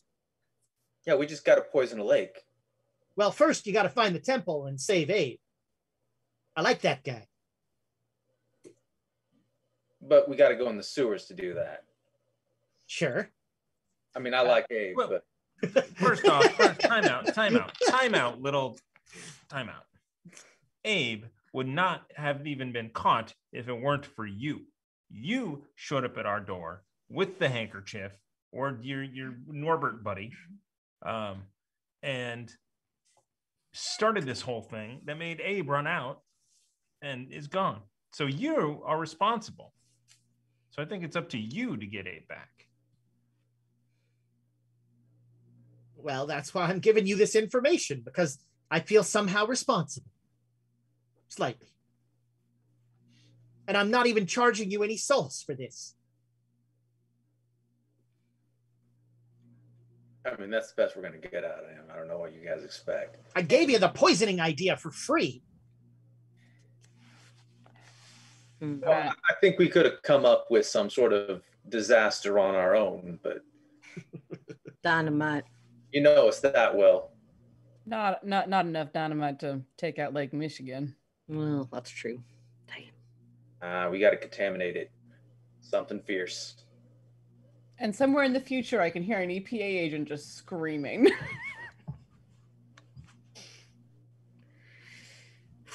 Are they fish? Are they fish people? Are they aliens? What are they?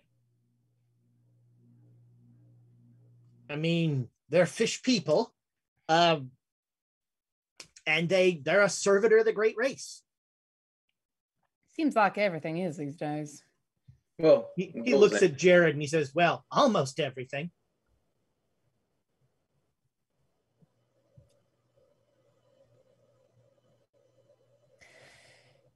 Right.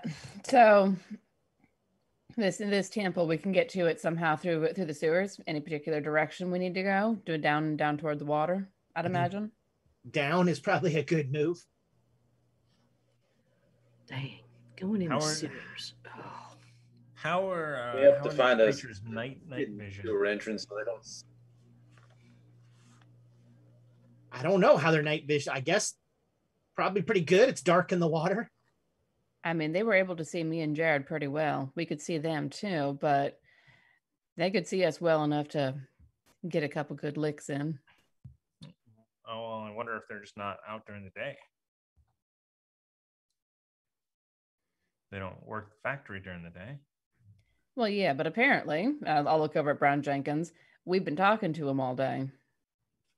They can deal with light too. Dang. Yeah, to me, it sounds like there's nothing these things can't do. Well, they can't procreate if we ruin the water for them. So it's a moot point if they're better than us, if they're all unable to continue spawning. I mean, worth it?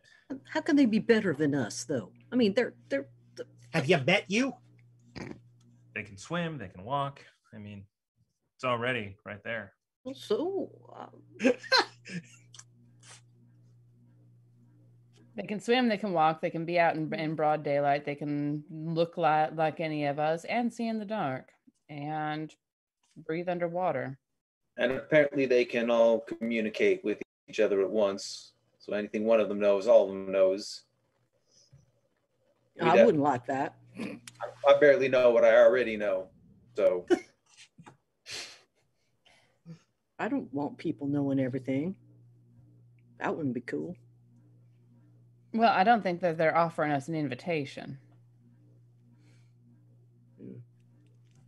Well, I get the impression time is of the essence. We should probably go in the sewers now. Yeah. Yeah, if we want to get Abe out. Look, we can't. Look, Abe never ends up in the sewers. Rush to the sewers for no reason.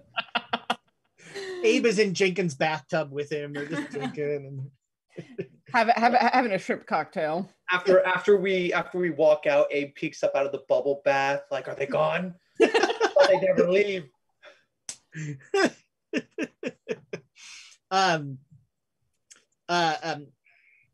Wait, you said something that so the only way I can get out of here is to leave through magic, and then I can't come back. Why? Well, I came in. Well, I could come back. I just need to wear another skin. You know, there are ways and ways to get in and out that don't involve wearing skins. You could ride around in a backpack. You ain't that big. You want to carry me around? I mean, not particularly, but it's better than you wearing someone's skin. Spoken like someone that's never been in a backpack. You'd be surprised.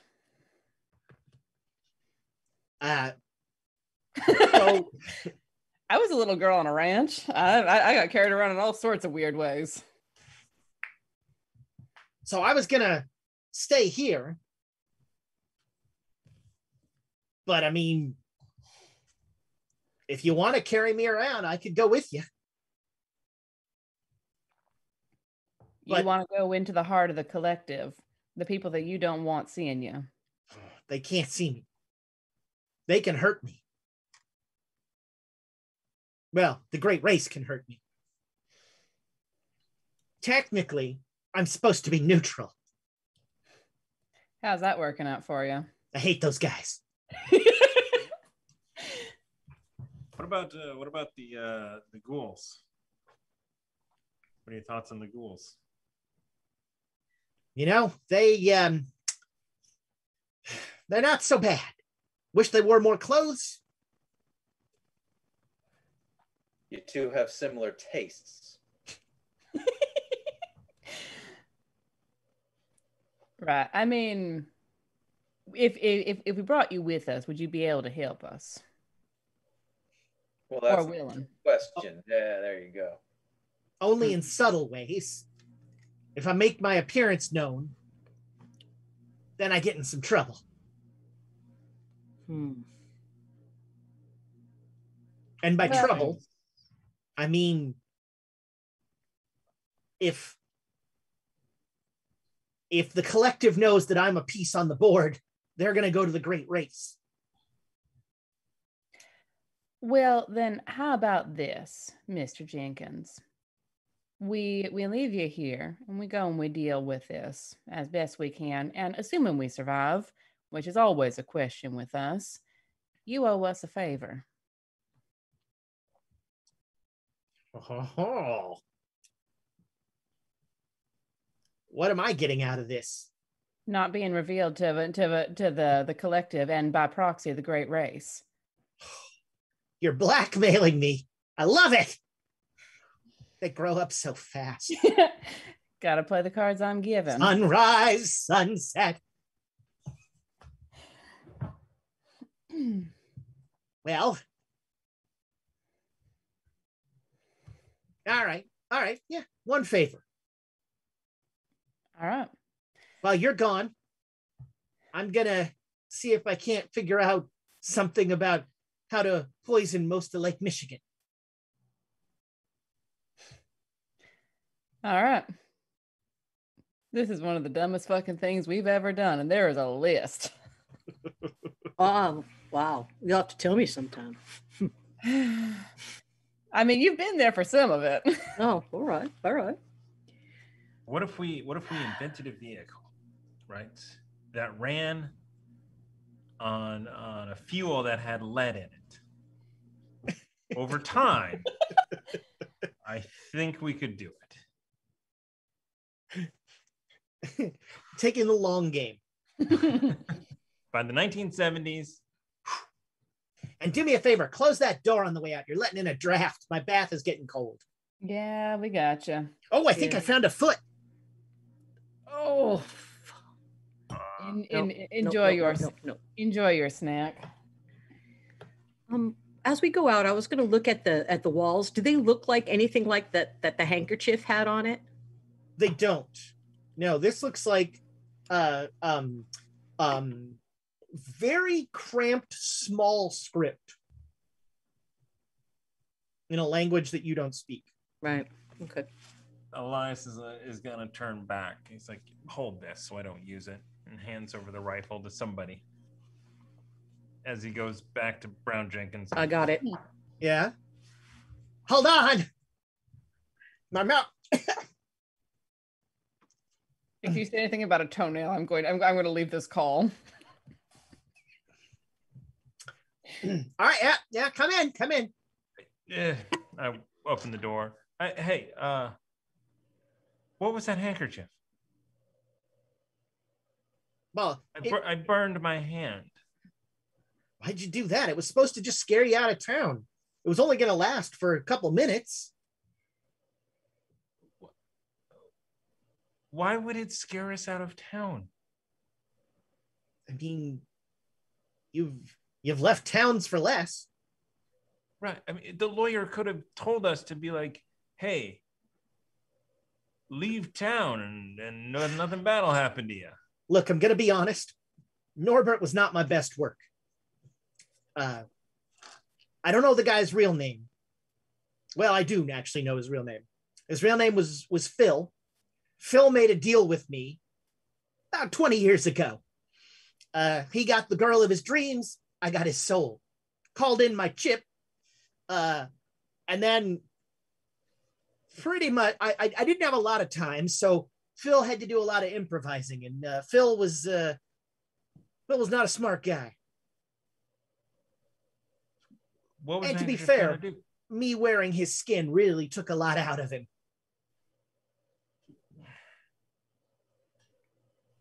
what was the handkerchief going to do? Just attack us? Was it going to suck us into another dimension? What? It was going to suck you into Chicago. It was a portal to Chicago. So you literally could have been like, you're in danger. Here's a portal to Chicago, but we can't go back to Chicago. So, why can't you go back to Chicago? We made a deal with another person who has got a soul that's out there, some ghost. Oh, I love that guy. No, you should kill that guy. Anyway. Okay, thanks for the answers. Enjoy the bath. It comes back on. It's like that thing is awful. Yep. Welcome to the rest of the conversation. We've been trying to say this ever since fucking Jonesy made fucking deals with him. Dude, the handkerchief was a portal to Chicago. Oh hell, we just sent a bunch of bullets and a poker through to Chicago. Yeah, they probably won't notice.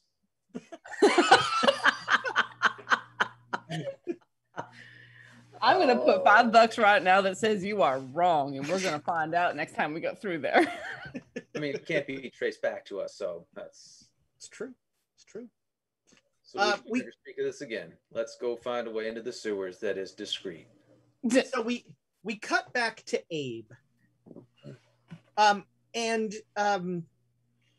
It's been a couple hours, and they took you downstairs from the building into some sort of rough-hewn tunnels underneath the town. And as they're walking, the person who's been talking to you says, your friends are looking for you. We'd like you to send them a message. We'd like you to tell them that the only way that you will survive is if you all agree to leave tonight. If you wouldn't mind just writing that on this piece of paper and signing it. Hold on, though. Why don't you just take me back to them, watch us pack our bags, and let us go?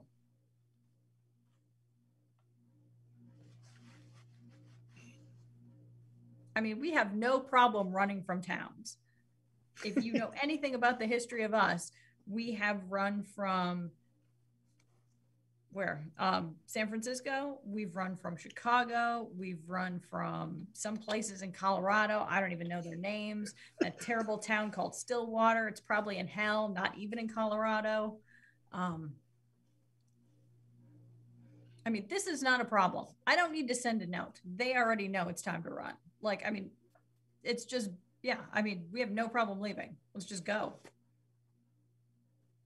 Well, this is unexpected.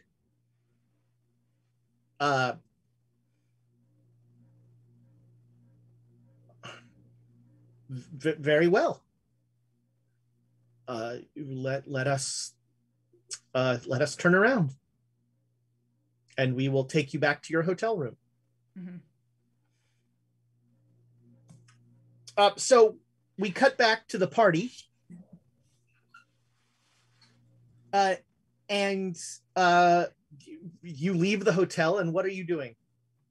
I guess we're looking for a sewer entrance where no one can see us go in, and then we're gonna, like in an alley or something. Yeah, look for push like a dumpster in the way so people don't see us going down, and then wait through the sewers until we find. Pry up a manhole cover somewhere.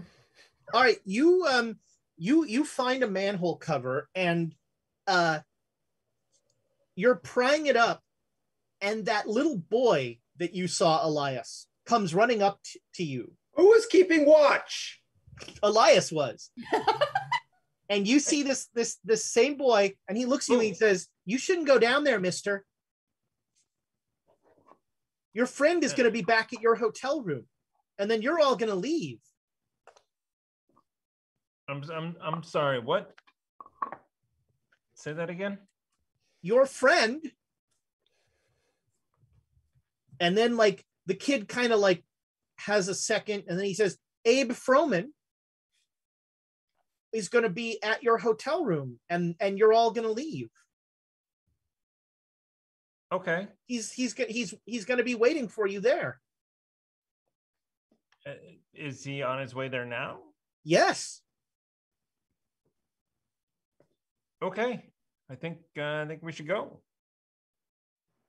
We'll stay away from this alley we were going to make camp in and spend some time here for no reason. The kid goes, but thanks for getting this up. I'll just go down there. And he starts to go down in the sewer. Susanna's fingers twitch briefly toward her gun as she considers it and just like, oh, Jared's hand is on him. He's I have done the Michaela, like, I'm just like out of the side of my mouth going like, Jared, do you have the dynamite? time to go deep. But no, we should not on. No, Jared's just got his hand on the gun. Okay, we should go. If Abe's back at the hotel, that's look, where all the dynamite. We can always come back. Yeah. All right. Let's go. Sure. Okay. Man. Okay. Man, you are right. That kid's creepy. Yeah. Never trust an 8-year-old. So you head back to the hotel, and Abe, you are brought back to the hotel by the 3 men. Mm-hmm. And one of them smiles and says, please understand, this is for dramatic purposes only. And then they tie you to the chair, but lightly. Okay, I was about to say, I'm like, please don't bruise the skin. Yeah, It's, no, just very what am lightly. And then they'll say, we'll know if you don't leave. How do you know? We'll know. And then they leave. Okay, I was going to ask for a car, but all right, fine. I cannot imagine this is the first time that Abe has been left tied up in a hotel room. I could show you in my book, but my hands are tied up currently. So you guys come back, and Abe is tied to a chair in your hotel room. Do we avert our eyes for a moment, like, Did another fish arraignment go awry? Unfortunately, it was not 3 women, it was 3 men tied me to a chair and said, we have to leave town or else or something or whatever. Dang. really selling it. Yeah. Right. Well, Abe, forgive me. I'm just gonna have to do a quick thing. I'm gonna go grab some water and dump it over his head. Hey, the hair. Yeah, Abe is very annoyed. But it's Abe. But it is Abe. Oh, no. I'll go get some salt and some water, shake it up. No, it's got to be lake water. It's got to be disgusting lake water, remember? Oh, yeah. It's gotta be all right, after they pour the 3rd thing of water over you, Abe. I'm leaving town. I don't care if the rest of you leave town or not. Hey, so why'd they let you go? Because I said we were going to leave town, which usually we do leave town. Usually something dumb happens, something bad happens, and then we leave town. It's pretty repeatable. But So if we don't leave town, we're all together now. We could do something. whoa. They said they would know. That's all I know. I didn't get really a chance to explore how they know or what they know or whatever. Well, we still got some daylight left and a good amount of dynamite if we want to go in the sewers and blow up a fish temple. Fish Throwing temple. that out there. Yeah. the little birdie told us some things.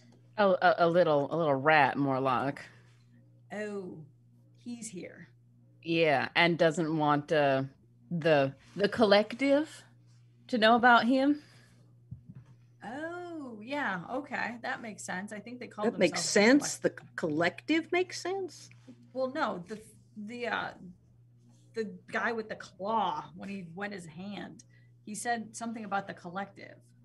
we're the collective, and that I wouldn't understand what his name was, so he didn't give it to me. Huh. Well, if we want to do what the Earth people wanted us to do, our little Weasley friend was saying that blowing up the factory would slow things down, but it wouldn't do anything permanent.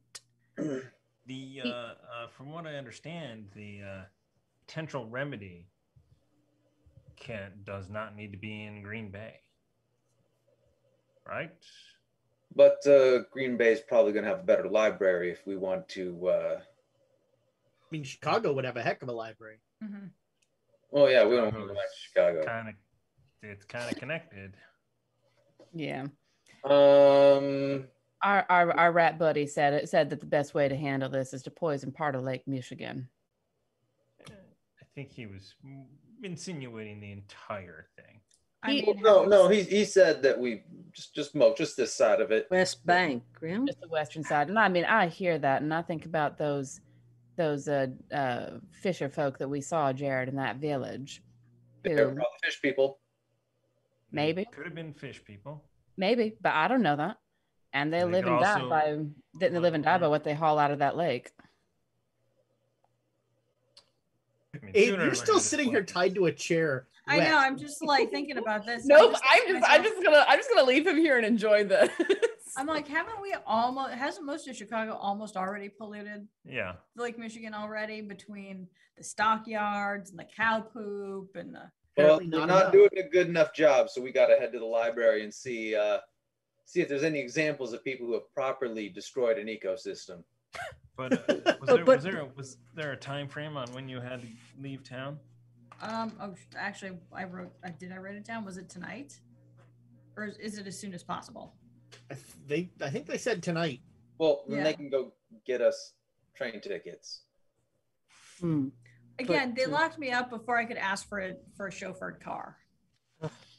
I mean, that's just rude. I know. It's like, you got to get out, but don't help. That's fine. Whatever. I'll go ahead. I'll go ahead and start untying Abe, just because as fun as it is to watch him. I wasn't going to touch him. I'm going to touch him. Before we get too much further along, the Dead Boy 42 with 500 bits, because we're in danger, and here's a portal to Tombstone. Nothing bad ever happens there. I'm in danger. You got one back. Thank you so much, Dead Boy, and hello to Live Thank you. Mom as well. Cheers to Live Mom. Cheers. So you want to go to the library? I'm packing my bags. I mean, we still have time to blow that place up, right? Before we go. Can we do that without being seen? They got eyes everywhere. Small little kids, women, just without throwing disgusting lake water on them. It's hard to know. Yeah, our rat friend was saying that we've been talking to these fish folk all day, and if that's the case, I mean, we've no idea. We've no idea. Short of splash them in the face with a cup of water. Shoot everyone in the face. Just assume that they're all fish people. Let's go to the library.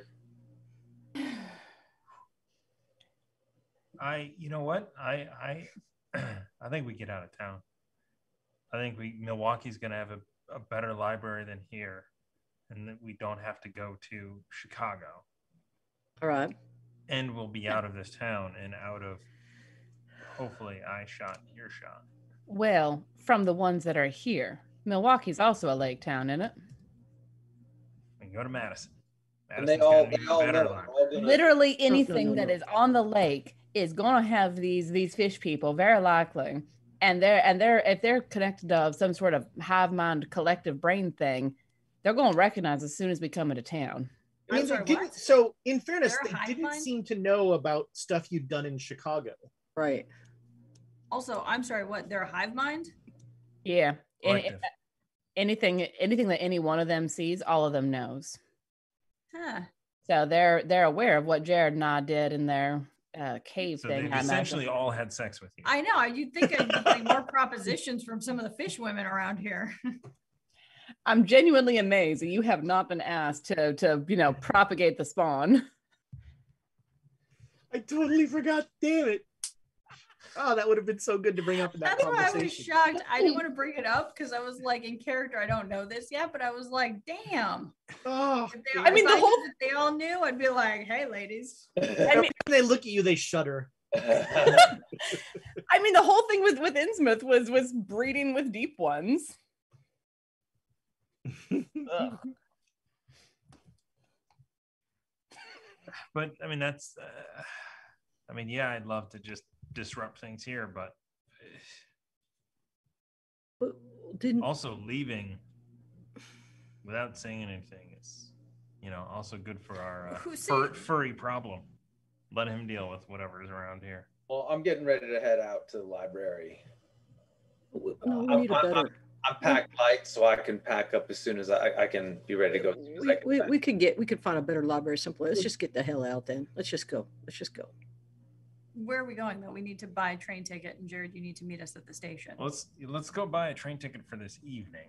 Mm-hmm. Then people will know. Then we can hit the library. Yeah, we still have some time before we're supposed to be out, right? How many? What Abe? time of day is it, Ezra? What did we say? It was like 3:00, so it's like 4:30. Yeah, we got And some. what month? October? Yeah. Yeah, So it's dark. Yeah, it's it's getting getting dark. in close. Yeah, it's 2 dark. hours. It's definitely getting dark. We could sleep on the train. Hmm. All right. But you know what? I do agree. We could potentially go to, if you don't want to go to Milwaukee, you could go to Madison because the university was just out of character. 1848, the university was founded. So we could go talk to some smart people. Yeah. I mean, not I Ivy League love smart how you people, put quotation marks around smart people. I mean, not Ivy League, but smarter people. Your sister does, yeah. Yeah, you could. I mean, there is there are trains up until about 9:00, and there's a train to Madison. Let's get a train to Madison at 9. Beer Sounds Depot, good. here I come. Check out the hotel. Let's It'll check go out the through hotel. Milwaukee, and it'll get you into Madison in like early morning. All And right. it's only on a small, tiny lake, not a huge one. I mean, it's still pretty close to the Great Lakes. They probably migrated that sideways. In fact, why don't we let's go book tickets to Milwaukee, and then we'll do the rest later. All right. All right. So you come up to the small the little train station, and the guy says, "Well, hello. What can I do for you?"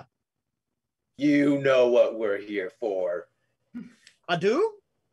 Train tickets. Where are you headed? Milwaukee. Okay, well, we got a 7:30. That'll get you into Milwaukee about 9. And we got a 9 that'll get you into Milwaukee about midnight. We'll take the later. Okay. 5 tickets to Milwaukee. That'll be $10. All right. Are you Each paying for that? put in. I got it. $10 total. Well, thank you kindly. We'll see you back here. Train will arrive about 5 minutes beforehand. Make sure you're on there. Thank you kindly.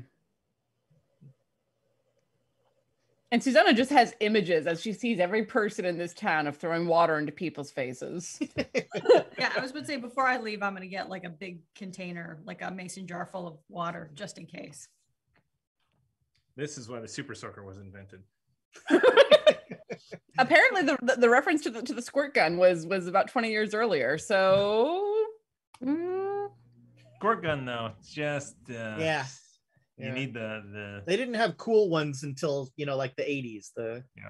I mean, they High have pressure. so they have the pesticide cans, pump things. Oh, right. oh yeah, But those aren't going to be enough to ruin the lake. Yeah, we have to take it up. No. Just not with pesticide, but with water in them to spray people. Wide scale DDT could probably do some damage. Yeah. Ooh. I'm going to light it on fire. Was DDT you around? probably I don't could. know. Jesus Christ. Wow, things that'll get you on a list when you Google them. When was DDT invented? And it's even better because I mean we are DDT. When was DDT? Is DDT flammable? Yes, Oh, yes, we God. are. DDT is good for you. It's not good for mosquitoes, but It's not good for you. It causes cancer. That's why it was it's outlawed. better than malaria. Yeah, cancerous fish people, I feel like, is a step in a worse direction for us. Yeah. Then they've just got a serious grudge against us. Interesting. It wasn't originally a pesticide. It was a beverage sweetener. Huh. Well, we won't let real facts get in the way of anything here. So you're gonna head to the library? Mm-hmm. All right. What are you, and you're researching? I mean, I personally am going to look into like really bad fishing years and what was at play. Just, is there anything where the ecosystem is kind of teetering that stands out that could? Okay. Yeah, like almanac stuff. All right. Make me a library use roll. Oh crap! I'm checking off library use. I made a success. Cha-ching. Wow. Whoa, 18. Nice. Okay. Nice. You find that about 12 years ago there was a mysterious lowering in the fishing, and it was down for about 2 years, and then it picked back up again. Then I guess I'll go like newspaper articles leading up if someone some industry popped up or something like that, if anything. Okay. All right. You made the roll. So yeah, that was when when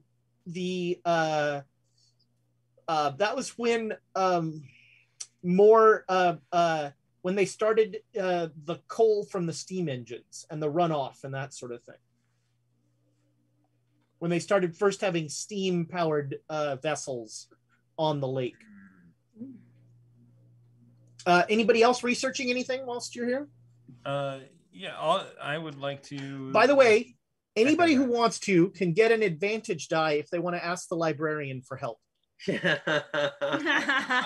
she hot? Let's see. Act as a distraction, Abe. You're playing interference.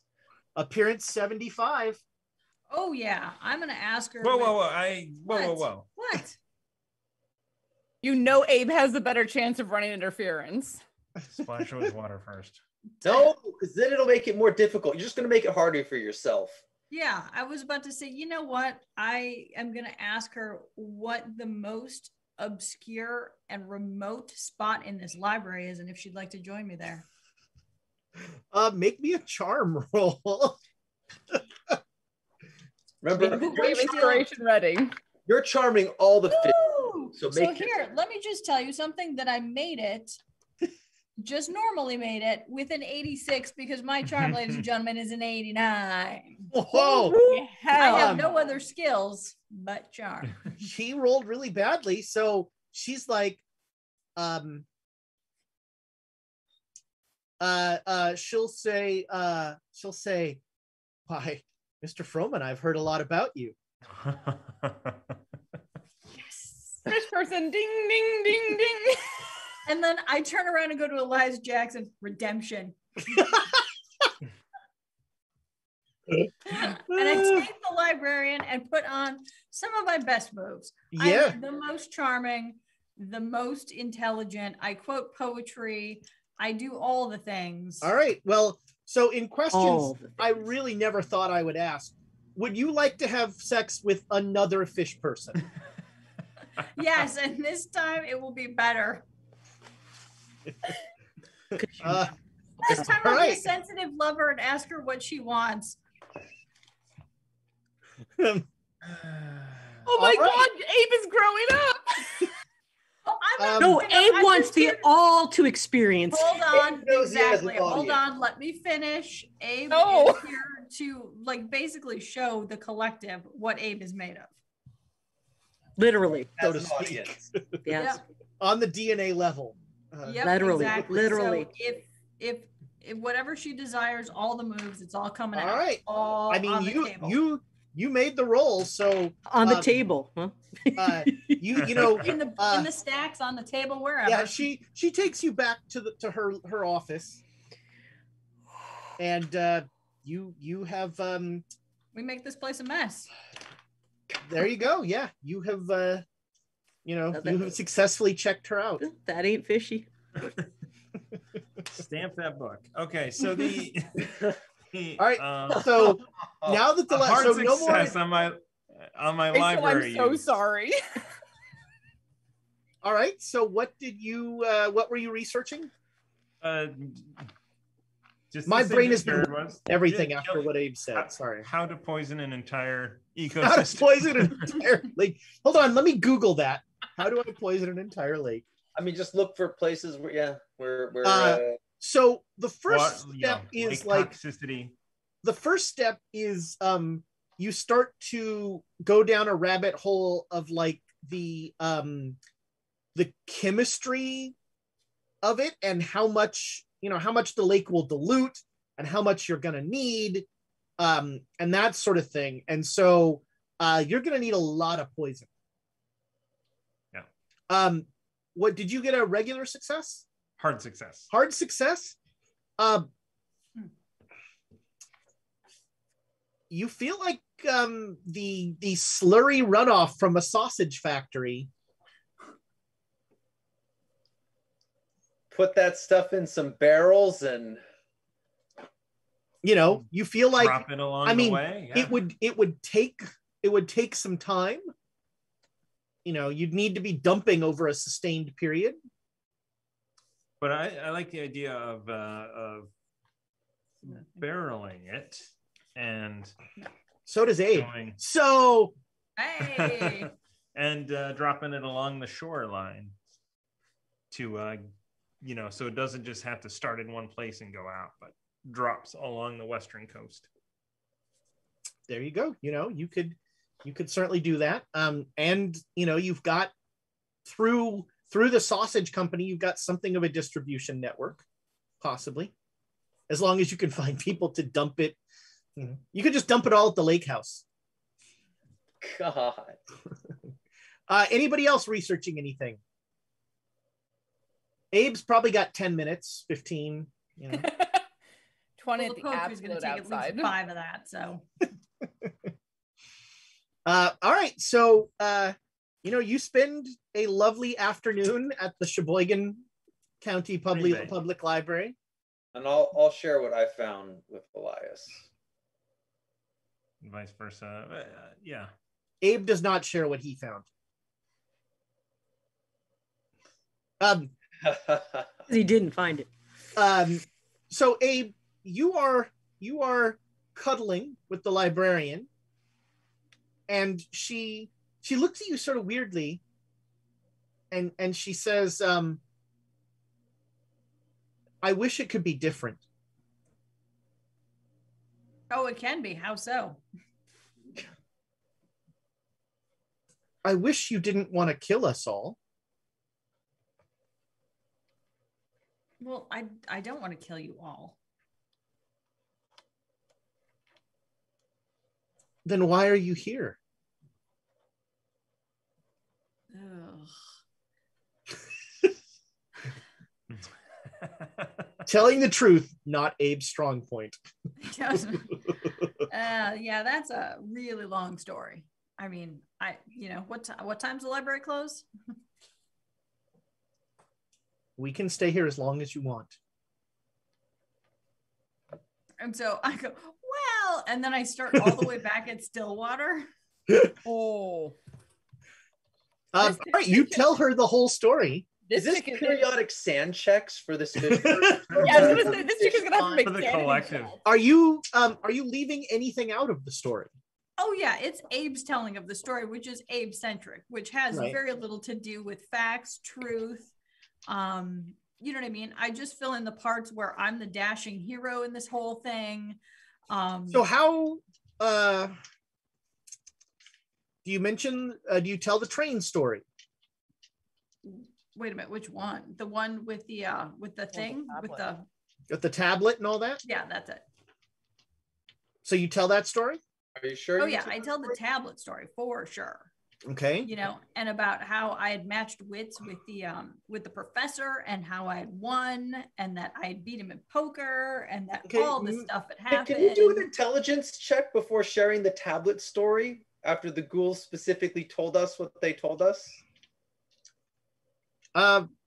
Make me an Okay. What would it be? I'm trying to think of what it would be to keep you from mentioning Brown Jenkins in these stories, because you haven't heard very much. Yeah, we'll call it an intelligence roll. Okay. All right. Okay, so I make it. It's not All a right. hard success, but I make it. All right, so you don't mention Jenkins, but you do mention the tablet, and she's very interested. She asks you a couple questions about the tablet, Of which I don't know anything. I mean, it was just like I said. Do you know where it is? I don't think so. I mean, I know it was thrown from the train, and then we had to go someplace. I don't know, someplace in Nevada is where the train blew up, and then we were being hunted by a ghost who said we had to like destroy the tablet, and then it just gets a little. Why would you destroy that tablet? I don't know, because we won't stop being haunted by a ghost apparently unless we do this. Why? What is the tablet? What is it worth to you? I mean, I'm assuming you need it for something. Why would you say the that? Tablet is like our Bible. Interesting. It's very important to us. And but again, the Bible is full of just stories. I mean, it's you know what I mean? It's an emotional and like spiritual significance, but it's not anything factual. I mean, what? Oh, the tablet is very factual. But what does it contain that it's factual? I mean, and why didn't you write another version? I'm just curious. The tablet is a connection to our God, to our mother. Oh boy. With that, I'm like, Abe's like, I gotta go. All right. Are you leaving? Yeah, I'm just like, after he says the word mother, I'm gonna stop now. Whoa, parents not involved. Not cool. Yeah. If they want a connection with their mother, Jared has a bottle of whiskey. Yeah. And no. so, I mean, as I'm putting my pants back on, I'm like, so is it like a portal? You said it was stories. I mean, it is a direct connection with our mother. what does that mean? We are a collective. Everything one sees, all see. We're cut off from our mother.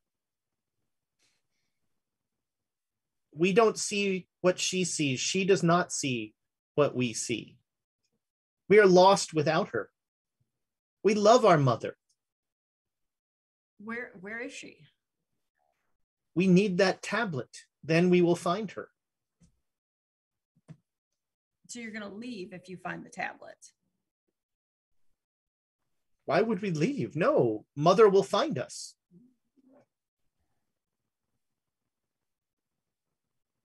But don't you, I mean, okay, so humans, like, if you want to see your mother, you go home to see your mother. We have no home. We were created. I'm so confused. Where were you created? The great race created us. But where? Why don't you have a home to go to? They made us in labs. And where's the lab? There's one at the bottom of the lake.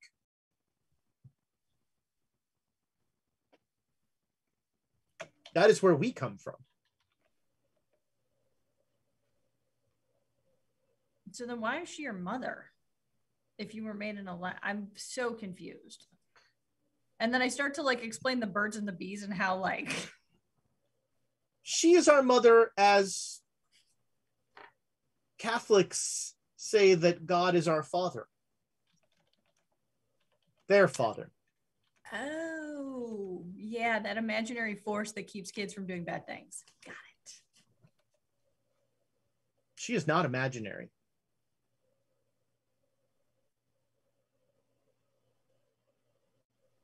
And you don't know that, though. I know. We know. Well, just because one of you said it? One of us does not say anything. We all say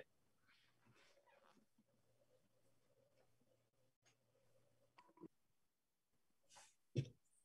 We all know it to be true. But you have no proof. Faith is proof. Faith is not proof. Faith is an idea. Faith is a thought. Faith is a feeling. It's not proof. The lab at the bottom of the lake is proof. Come here, Abe Froman. Let us show you. Oh, hell. And she gives you she holds up her hand. And before we find out what that is, the Baroness with my favorite Twitch 1,000 user. bits to the DM. Yes. And got a stack of 4 still, Ezra. And What's 1,000 this bits DM? to the GM. 1,000 bits to the players. Thank you, your Baroness. Your Excellency. So I declined to take her hand and just say, you know what? I'm a faithless man and I cannot.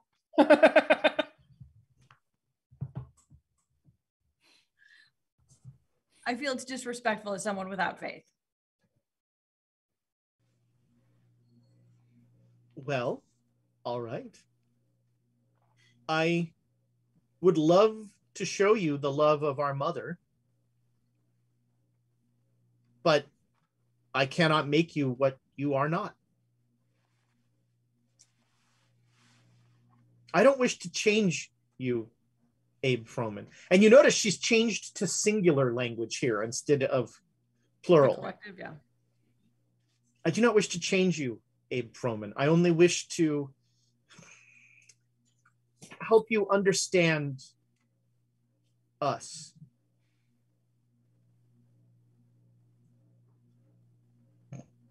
You have been kind, and we appreciate that.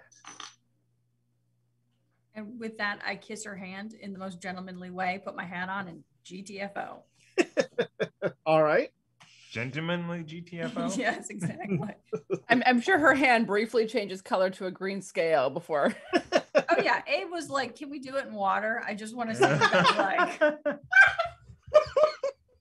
Oh, no! So Abe is pioneering. Abe is pioneering the shape of water. Yes. God, before Guillermo del Toro came up with it. Oh my God.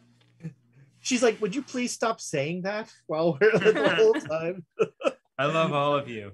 Oh, you are all so amazing. She'll stay in the office for a little while. And you guys will head out and I guess get on a train to Wisconsin. Yes, To Milwaukee. Cabin where we can't talk, where I can talk freely. I'll be like, holy shit. I was like, I'm sure you don't want the good details, but I'll give you the bad details. Well, there's an episode. I was going to say, there it is, right there. Right there. I mean, Abe, I'd be interested in the good details later, away from. I just put my book, I just pat my little book and my little thing. And okay. So I don't know. Long story short is the librarian again for the collective is making the case that they don't want to be killed or whatever we're going to do to them. They're like, why do you hate us so much? You know, please don't kill us, blah, blah, blah. Where? Yeah, exactly. Whatever. The case any sentient race would make. What? Yeah, I mean, you wouldn't be alive if you didn't not want to die. So, yeah, exactly. If you didn't have preservation of, you know, of your life. Yeah, we still don't know why we would let them live either at this point. Well, I know why we should let them die because so as I was telling her the great epic story of Abe Froman across the West, Across the West, the Abe Froman story. It is it's a it's a double header or a double feature with the story of Uzo. Yes. Yes. And his merry troop of irregulars. and so I get to the part where the train blows up with the tablet, and she proceeds to tell me that the tablet, you know, is like their Bible. And I was like, oh, a bunch of fictional stories, right? And she's like, no, it's more than that. It's our connection with our mother. And then I was like, so why don't you go home to see your mother? You know what I mean? Just assuming that, like my mother, I can just drop in, eat all her food, ask for a couple $100, get back on the train and leave, you know, like you do. So then she explained to me that they have no connection with their mother, and that what I'm gathering is that if they do get the tablet, that they are then going to call their mother here because they don't have a home to go to their mother. Their mother's not at their home is what I'm trying to say. Like I go to Chicago to see my mother. They don't go to wherever the mother is. They were born in a lab in the bottom of Lake Michigan. And so therefore, if they want to connect with their spiritual God, mother, whatever it is, she's got to come here. That is going to, I am just one man. I cannot seduce whatever that is. I was with you until that last. Yeah. That's the only thing. It's like, I can't seduce it. Let's get rid of them. I mean, you did just have sex with most of the town of Green Bay, Wisconsin. So. And I am awfully proud of myself, and I've made several check marks in my book. I'm just saying that really sort of nailed a bunch of things for me. Nailed. Yeah, nailed. God, I love it. Yes, all the sausage and fish. I'm gonna have to make 2 check boxes on the VOD for YouTube, both adult language and adult situations. Yeah. I apologize to anybody else who doesn't want to hear about Abe Froman sex life. Sorry. Whatever. The story of Abe. Across the West. Our American adventure. So you get a nice restful train to Milwaukee. You get into Milwaukee about midnight. There is not an overnight train to Madison, so you can get a room at a close by hotel. Yeah, I think that's the right call. Sure. Yeah. All right. You can find for $1 each. You can find a hotel room that'll also come with breakfast. You make it, and you make it to Madison. Well, actually, you come up to the ticket, and the ticket person says, "Where are you headed?" We have a vase of water at this point. Yeah, You're just like splashing water on him. Yeah. Hey, whoa! What's that about? For my mason jar. Does he go fishy? He does not go fishy. Sorry, here's $1. Thanks. What do? Is that lake water? Terribly sorry. We get a bit clumsy this time of night, morning. Madison. How about an afternoon train to Madison? Sure. Yeah, it's a 3-hour trip. So, you can get like a noon train that'll get you into Madison at 3. Cool, because we should hit the library here as well.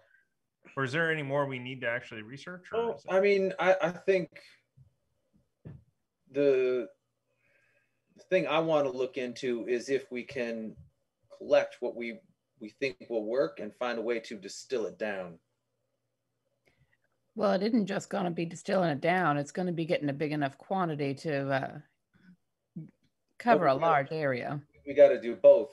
The way I see it, like get a fish tank, see what amounts, if we can concentrate it down, we'll kill every last fish in that fish tank. The good news is you've got a test subject. And oh right, we still have that thing. We still have the jars with the How, do you have? Like, do you have 2 or 3 of them? I can't remember. I think Yeah, we have That's 3. Yeah. Okay. However, One of they're them. also collective, right? So maybe we don't actually want them around. One of them, you notice that the fish is starting. Oh wait, no, you don't. They're closed. Oh no, you put them in jars. That's In right. jars. We put one in Mason. So one of them, you notice that the fish is starting to get bloated. Like, isn't the meat is swelling up or something, or what do you mean? Or something is growing inside of it. Right. We're Something running is out of eating time. its way out of it. This is a white fish, though. This is just fish meat. They wouldn't be able to fit a whole. This is about a, this is about the midsection of a fish. Hmm. It's a big can, right? Yeah, It's remember like- they cut the head and the tail off, and they put the midsection of the fish in the can. Okay. I was imagining like an actual sardine or something, or an No, this anchovy. is a chunky big thing. These are not sardines or anchovies. This is a big old hunk of fish. And so yeah, you can go to the Milwaukee Library for the morning. Yeah, we can do that. And once we settle down. Abe, make me a luck roll. Oh boy, my luck is terrible. Actually, my luck's not bad. It's Now you better have a than any. reputation to maintain. Ooh, Your I luck is need not that. as bad as some of ours. Yeah. All my right, luck there is a better than my lovely older librarian, a silver fox type. This one I'm going to be a little more respectful and not splash water in her face. All right. Oh, Mr. Smooth over here. Yeah. This one I'm gonna I'm gonna give her a flower for my Lapel? what's that packet of your soup coat? I don't know, whatever. You know what I mean? Do Yep. all the things. Just sit there and chat with her. Okay. Ask her how long she's been in a library. All right. And Is anybody going to research anything? Yeah, I mean, I'll look a little more into stuff, but I'm kind of spinning my wheels. Yeah. Okay. Yeah, I mean, The I think libraries. maybe if it's like alkaline level, or what is the actual chemistry that needs to be. Yeah, because I know with ash, it will. That's the base level, but that'll burn. All right. So Jared and Elias both make library use. So basically, yeah, fill the lake with lye. Nope. Just dry the lake up. I got a regular. All right. So Abe, you are Mhm. definitely starting to come around to, there's something with the sausage runoff. You'd want to see more of like what the byproducts are from those factories. But what's really drawing you to this is both the supply chain and the supply. Like, this is a lot of stuff that is being produced, that is at least semi-toxic. Yeah, so I'll kind of relay that over to Jared, and thinking about this as an option. Well, yeah. Can Abe look into what they're using? We collect some of the things, and So you'll need to if you go to like a factory, you can, like a Froman plant, you can start to figure that out. You could probably talk to some of the engineers at a Froman factory, and they would. I mean, I like the coal because that's easy to get my hands on and collect material from. All right. So yeah, you spend a lovely morning in Milwaukee, and you head to Madison, and you find a nice hotel. And what's your plan in Madison? I think we're going to get a fish tank, right?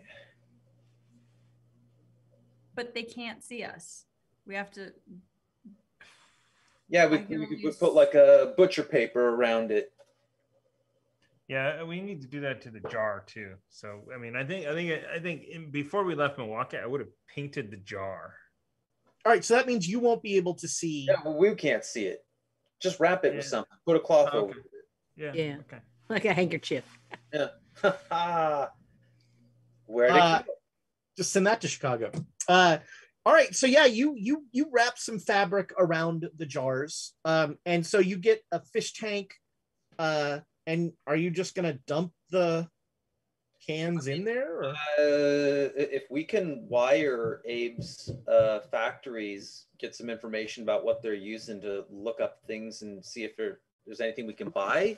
But like Jared, just if it's byproducts of burning coal and there's some way to like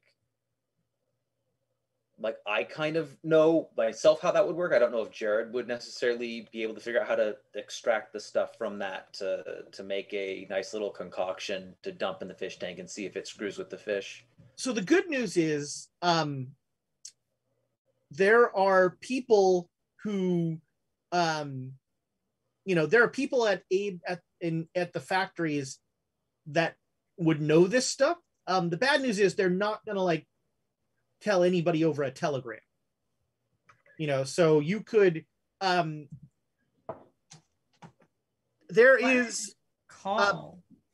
are a number of there are a number of plants around the Chicago area, probably some in Wisconsin, that the Froman sausage empire has. And so you can, you could probably, your dad could certainly, Abe, if you wired your dad, he could get you an invite to one. He could get you into one, no problem. Oh yeah, I wire my dad. I'm like, we've got this great idea for how to like create a whole like empire, like a business empire around like the waste products, like getting rid of the byproducts and blah, you know what I mean? And just blah, blah, blah, blah, blah. I.e. my grand scheme here is to like collect everything, dump it in the lake, charge my father for it. As part of a shell company. Well, no, I mean, it's very simple. If you destroy the it's super simple. You set up the corporation in the Cayman Islands. Yeah, there you go. No, this is the basic idea. You destroy all the fishery, all the fish, everyone has to go to sausage. Yep. Yeah, exactly. Sausage is a safe bet. There you go. All right. I'm putting stock into sausage before we do this. That's not a joke. Jared's putting stock into sausage before you're buying Froman stock. Yeah. Or the competitors, you know what? I feel like all sorts of non-fish product is going to have a little bump. So Oscar Mayer and so you I mean, so we're going to big picture this.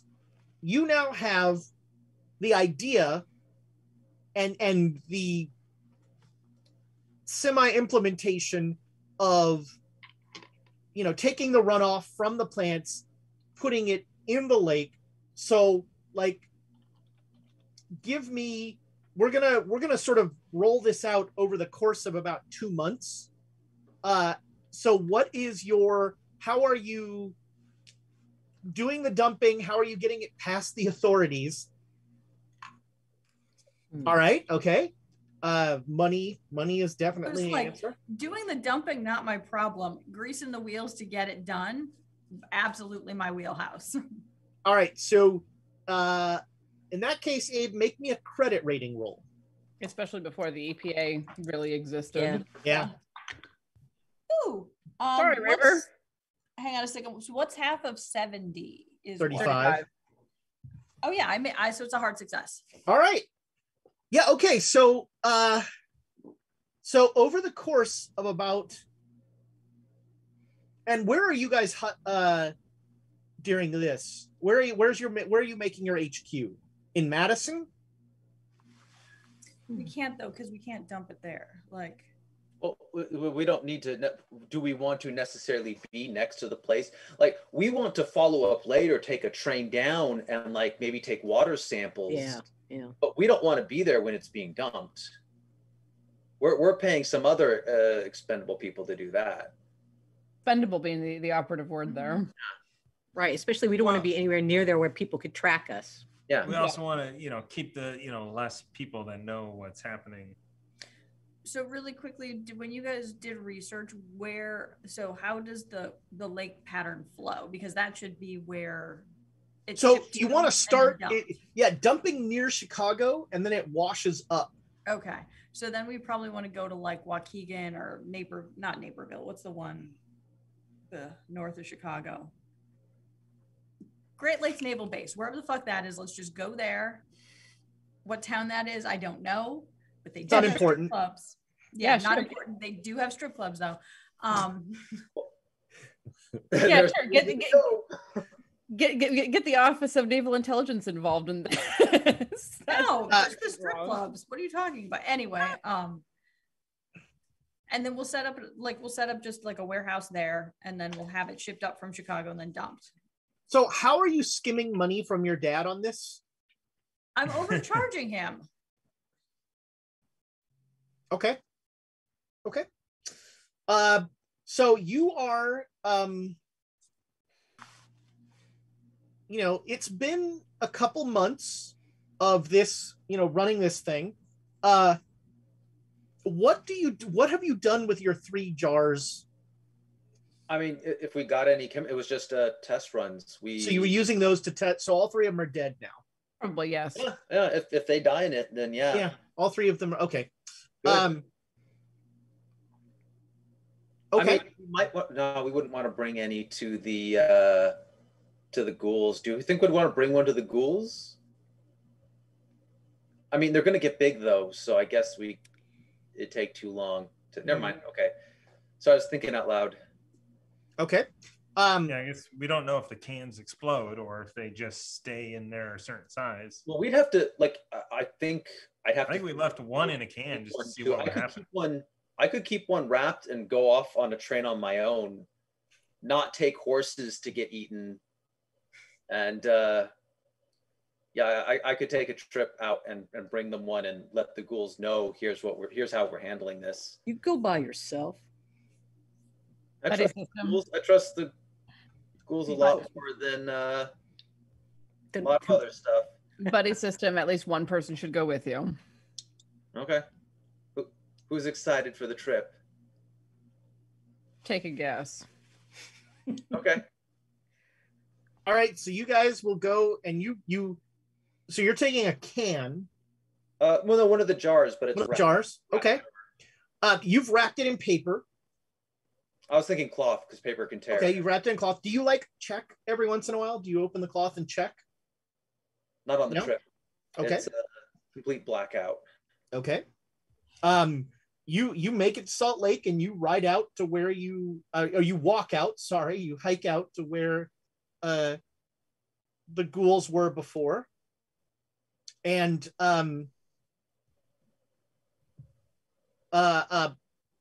you're standing there and you hear a voice from up in the hill say, "Why have you brought that thing here?"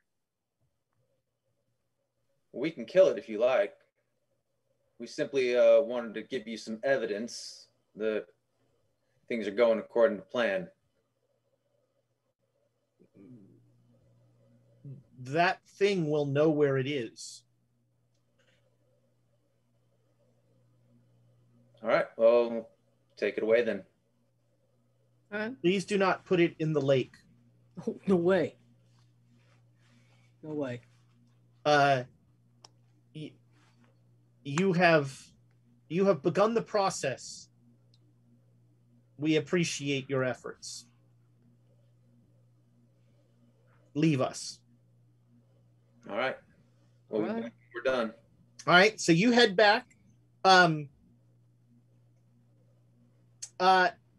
Abe, at about 2 months into this, Tidwell. Tomago Torah. Tidwell comes up in a stage, driving a stage, and says, "Your father would like to speak with you, sir." Okay. I mean, am I supposed to go with you or? Yes, sir.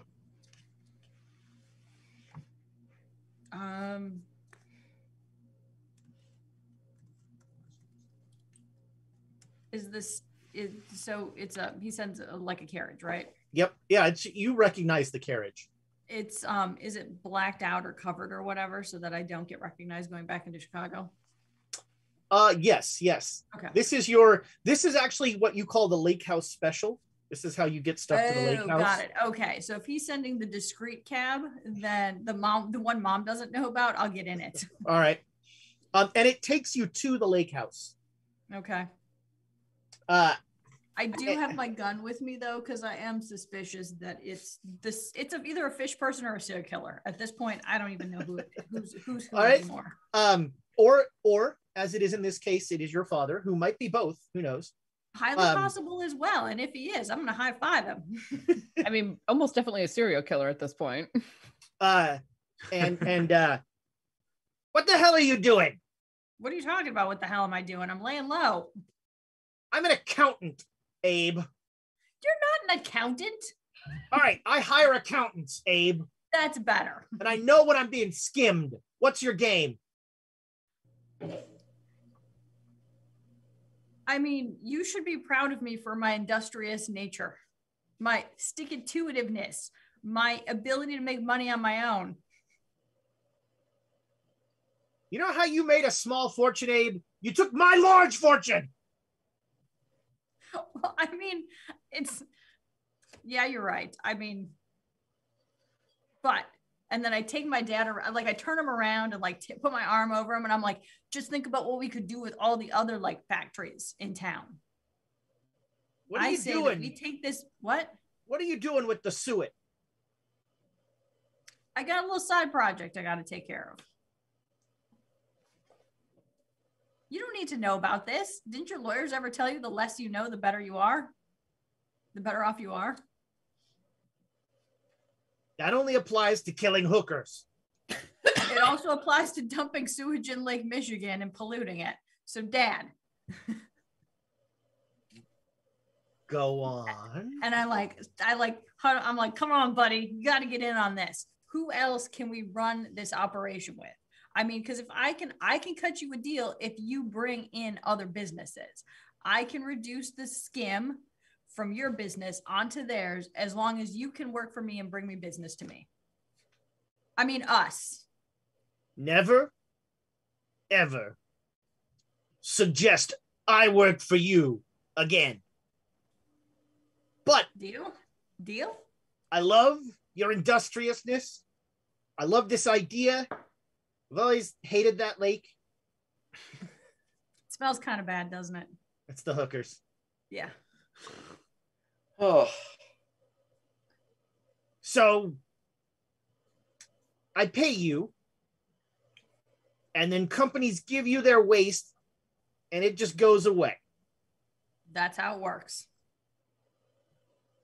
I think you've got something here, Abe. I really think you've got something. Why are so many of the men that are working on this dying?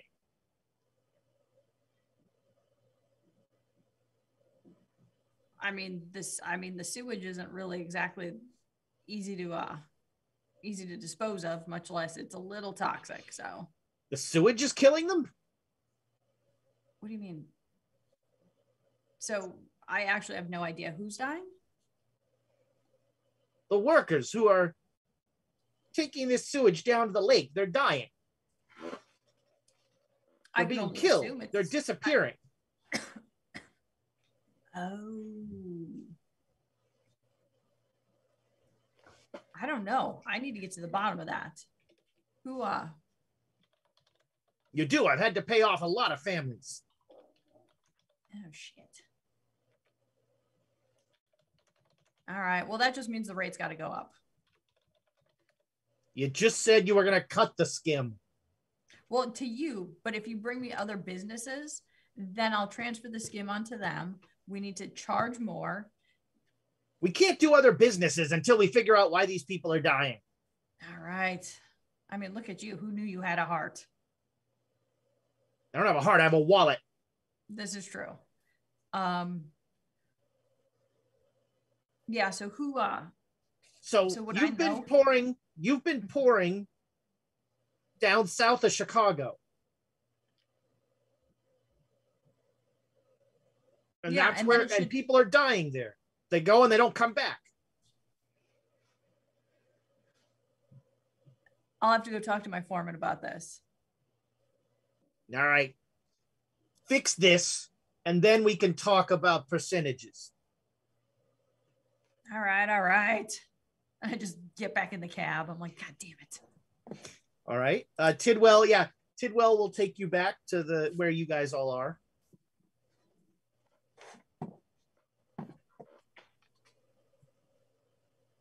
I'm looking up a spot on the lake south of Lake Michigan. It would be let's just do Gary, Indiana. Or There we go. I love it. Done and done. Gary, Indiana. Yeah, cue the music, man. We already had That's Marion the librarian. Now we have Gary, Indiana. I mean, that's on the lake, right? Yeah. Okay. Yeah. this is the Music Man episode. And it's also an industrial hellhole of a town. Yep. So there you go. No offense.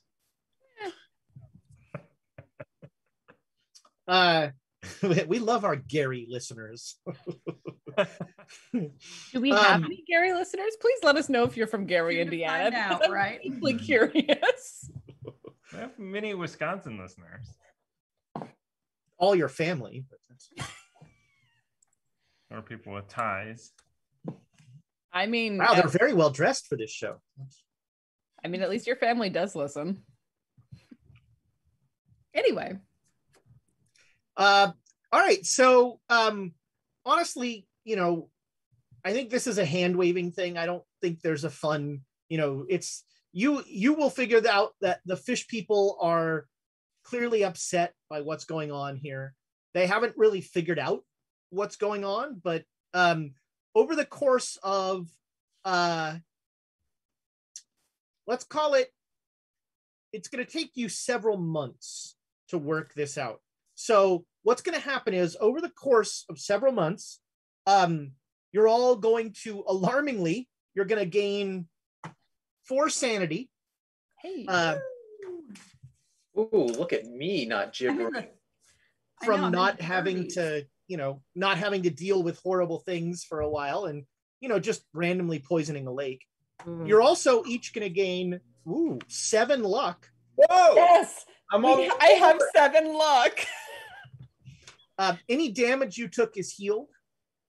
And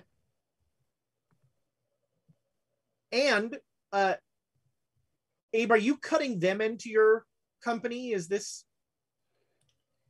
It depends on what you guys do. I mean, you need to actually, my response to the people dying would be obviously the fish people are responding, and so we need to randomize the points where we drop off to keep them guessing. We need to time it better so it's early in the morning when hire armed guards. When locals don't see them coming in, they can just come to a town without being seen or even bypass a town. So Jared's hired. He's on logistics. Ship stuff over to Muskegon first and then bring it back over the lake, so nobody knows where it's coming from. I can figure out some routes that they can use. Yeah. Hang on. So so in our charter, in our corporate charter, first of all, I'm going to have to save some shares for my father because he's going to get super pissed if he says that I work for him or he works for me. So prepare in there for the moment when this needs to stop happening. Well, yeah, that's when I sell my stocks. How are my stocks during the fish is getting worse, right? They're having. It does seem like the fish. There is a fish shortage. There's a definite fish shipping problem. Let's see here. Fish stocks, because there's a shortage of fish. They're through the roof. Yeah. I'd say this is the time to put up billboards for Abe Froman, not enough fish, try sausage. Sausage, the fish of the land. Yep, land fish. Land Susanna, fish. would you like to be security? Yes, I think I think that just about suits my capabilities. I'll make sure that fish people don't fly up onto the boat and strangle Jared while he's working on this shit. Okay. I will start faux investigative reporting of strange natural occurrences of lake toxicity. Marketing. Yes, what you're telling marketing. me. That's right. Really awful journalism is what you're doing. Basically the CNN of this time. I do have a background in accounting and logistics, so I was going to say the Fox News, but sure. Fox If News. if we can really slant this, can you basically come up with a conclusion that it's due to overfishing? Oh yeah, Yes. yeah, absolutely. So Ramsey, you're going to be my accountant, and Jenkins and Brown, or Brown and Jenkins, is going to be my legal. Jenkins Brown is your law firm. Yeah. If that rat shows up, he's going in a barrel of toxic. No, but a fruit basket does show up from Jenkins Brown. Oh. It's right in the fire. We do respond to the actual legal stuff we got. That is an actual legal case, right? That's happening. Oh no, he totally made up the firm. No. Oh well, then. Girl. He neglected to tell you that, but you find out that Jenkins Brown is not a law firm. But I put it on all of. I basically make fake cards for him and just give people and be like, call my lawyer. Nice. He might be in Baden-Baden. He might be skiing in the Alps right now. I don't know where he is. All right, so I'm going to say that because of your ugly profiteering, wow, that all right. You didn't profit as much as I thought you might. You are each going to get $170. Jared, you're going to get an extra $20 from your stock speculation. Woohoo! And it is now the spring of 1871. And we will pick up after we'll pick up with your, I guess, your return to the ghouls to tell them you've done what they wanted done. We have destroyed a natural resource. God. One of the largest, well, one of the largest freshwater sources in all of the world. I think you all sort of missed the point here. My father's proud of me.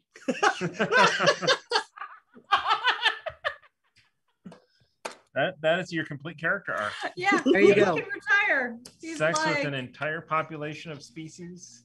that I'm going to then continue to destroy, as well as create a shell company to steal money from other companies to basically make Lake Michigan a toxic waste dump.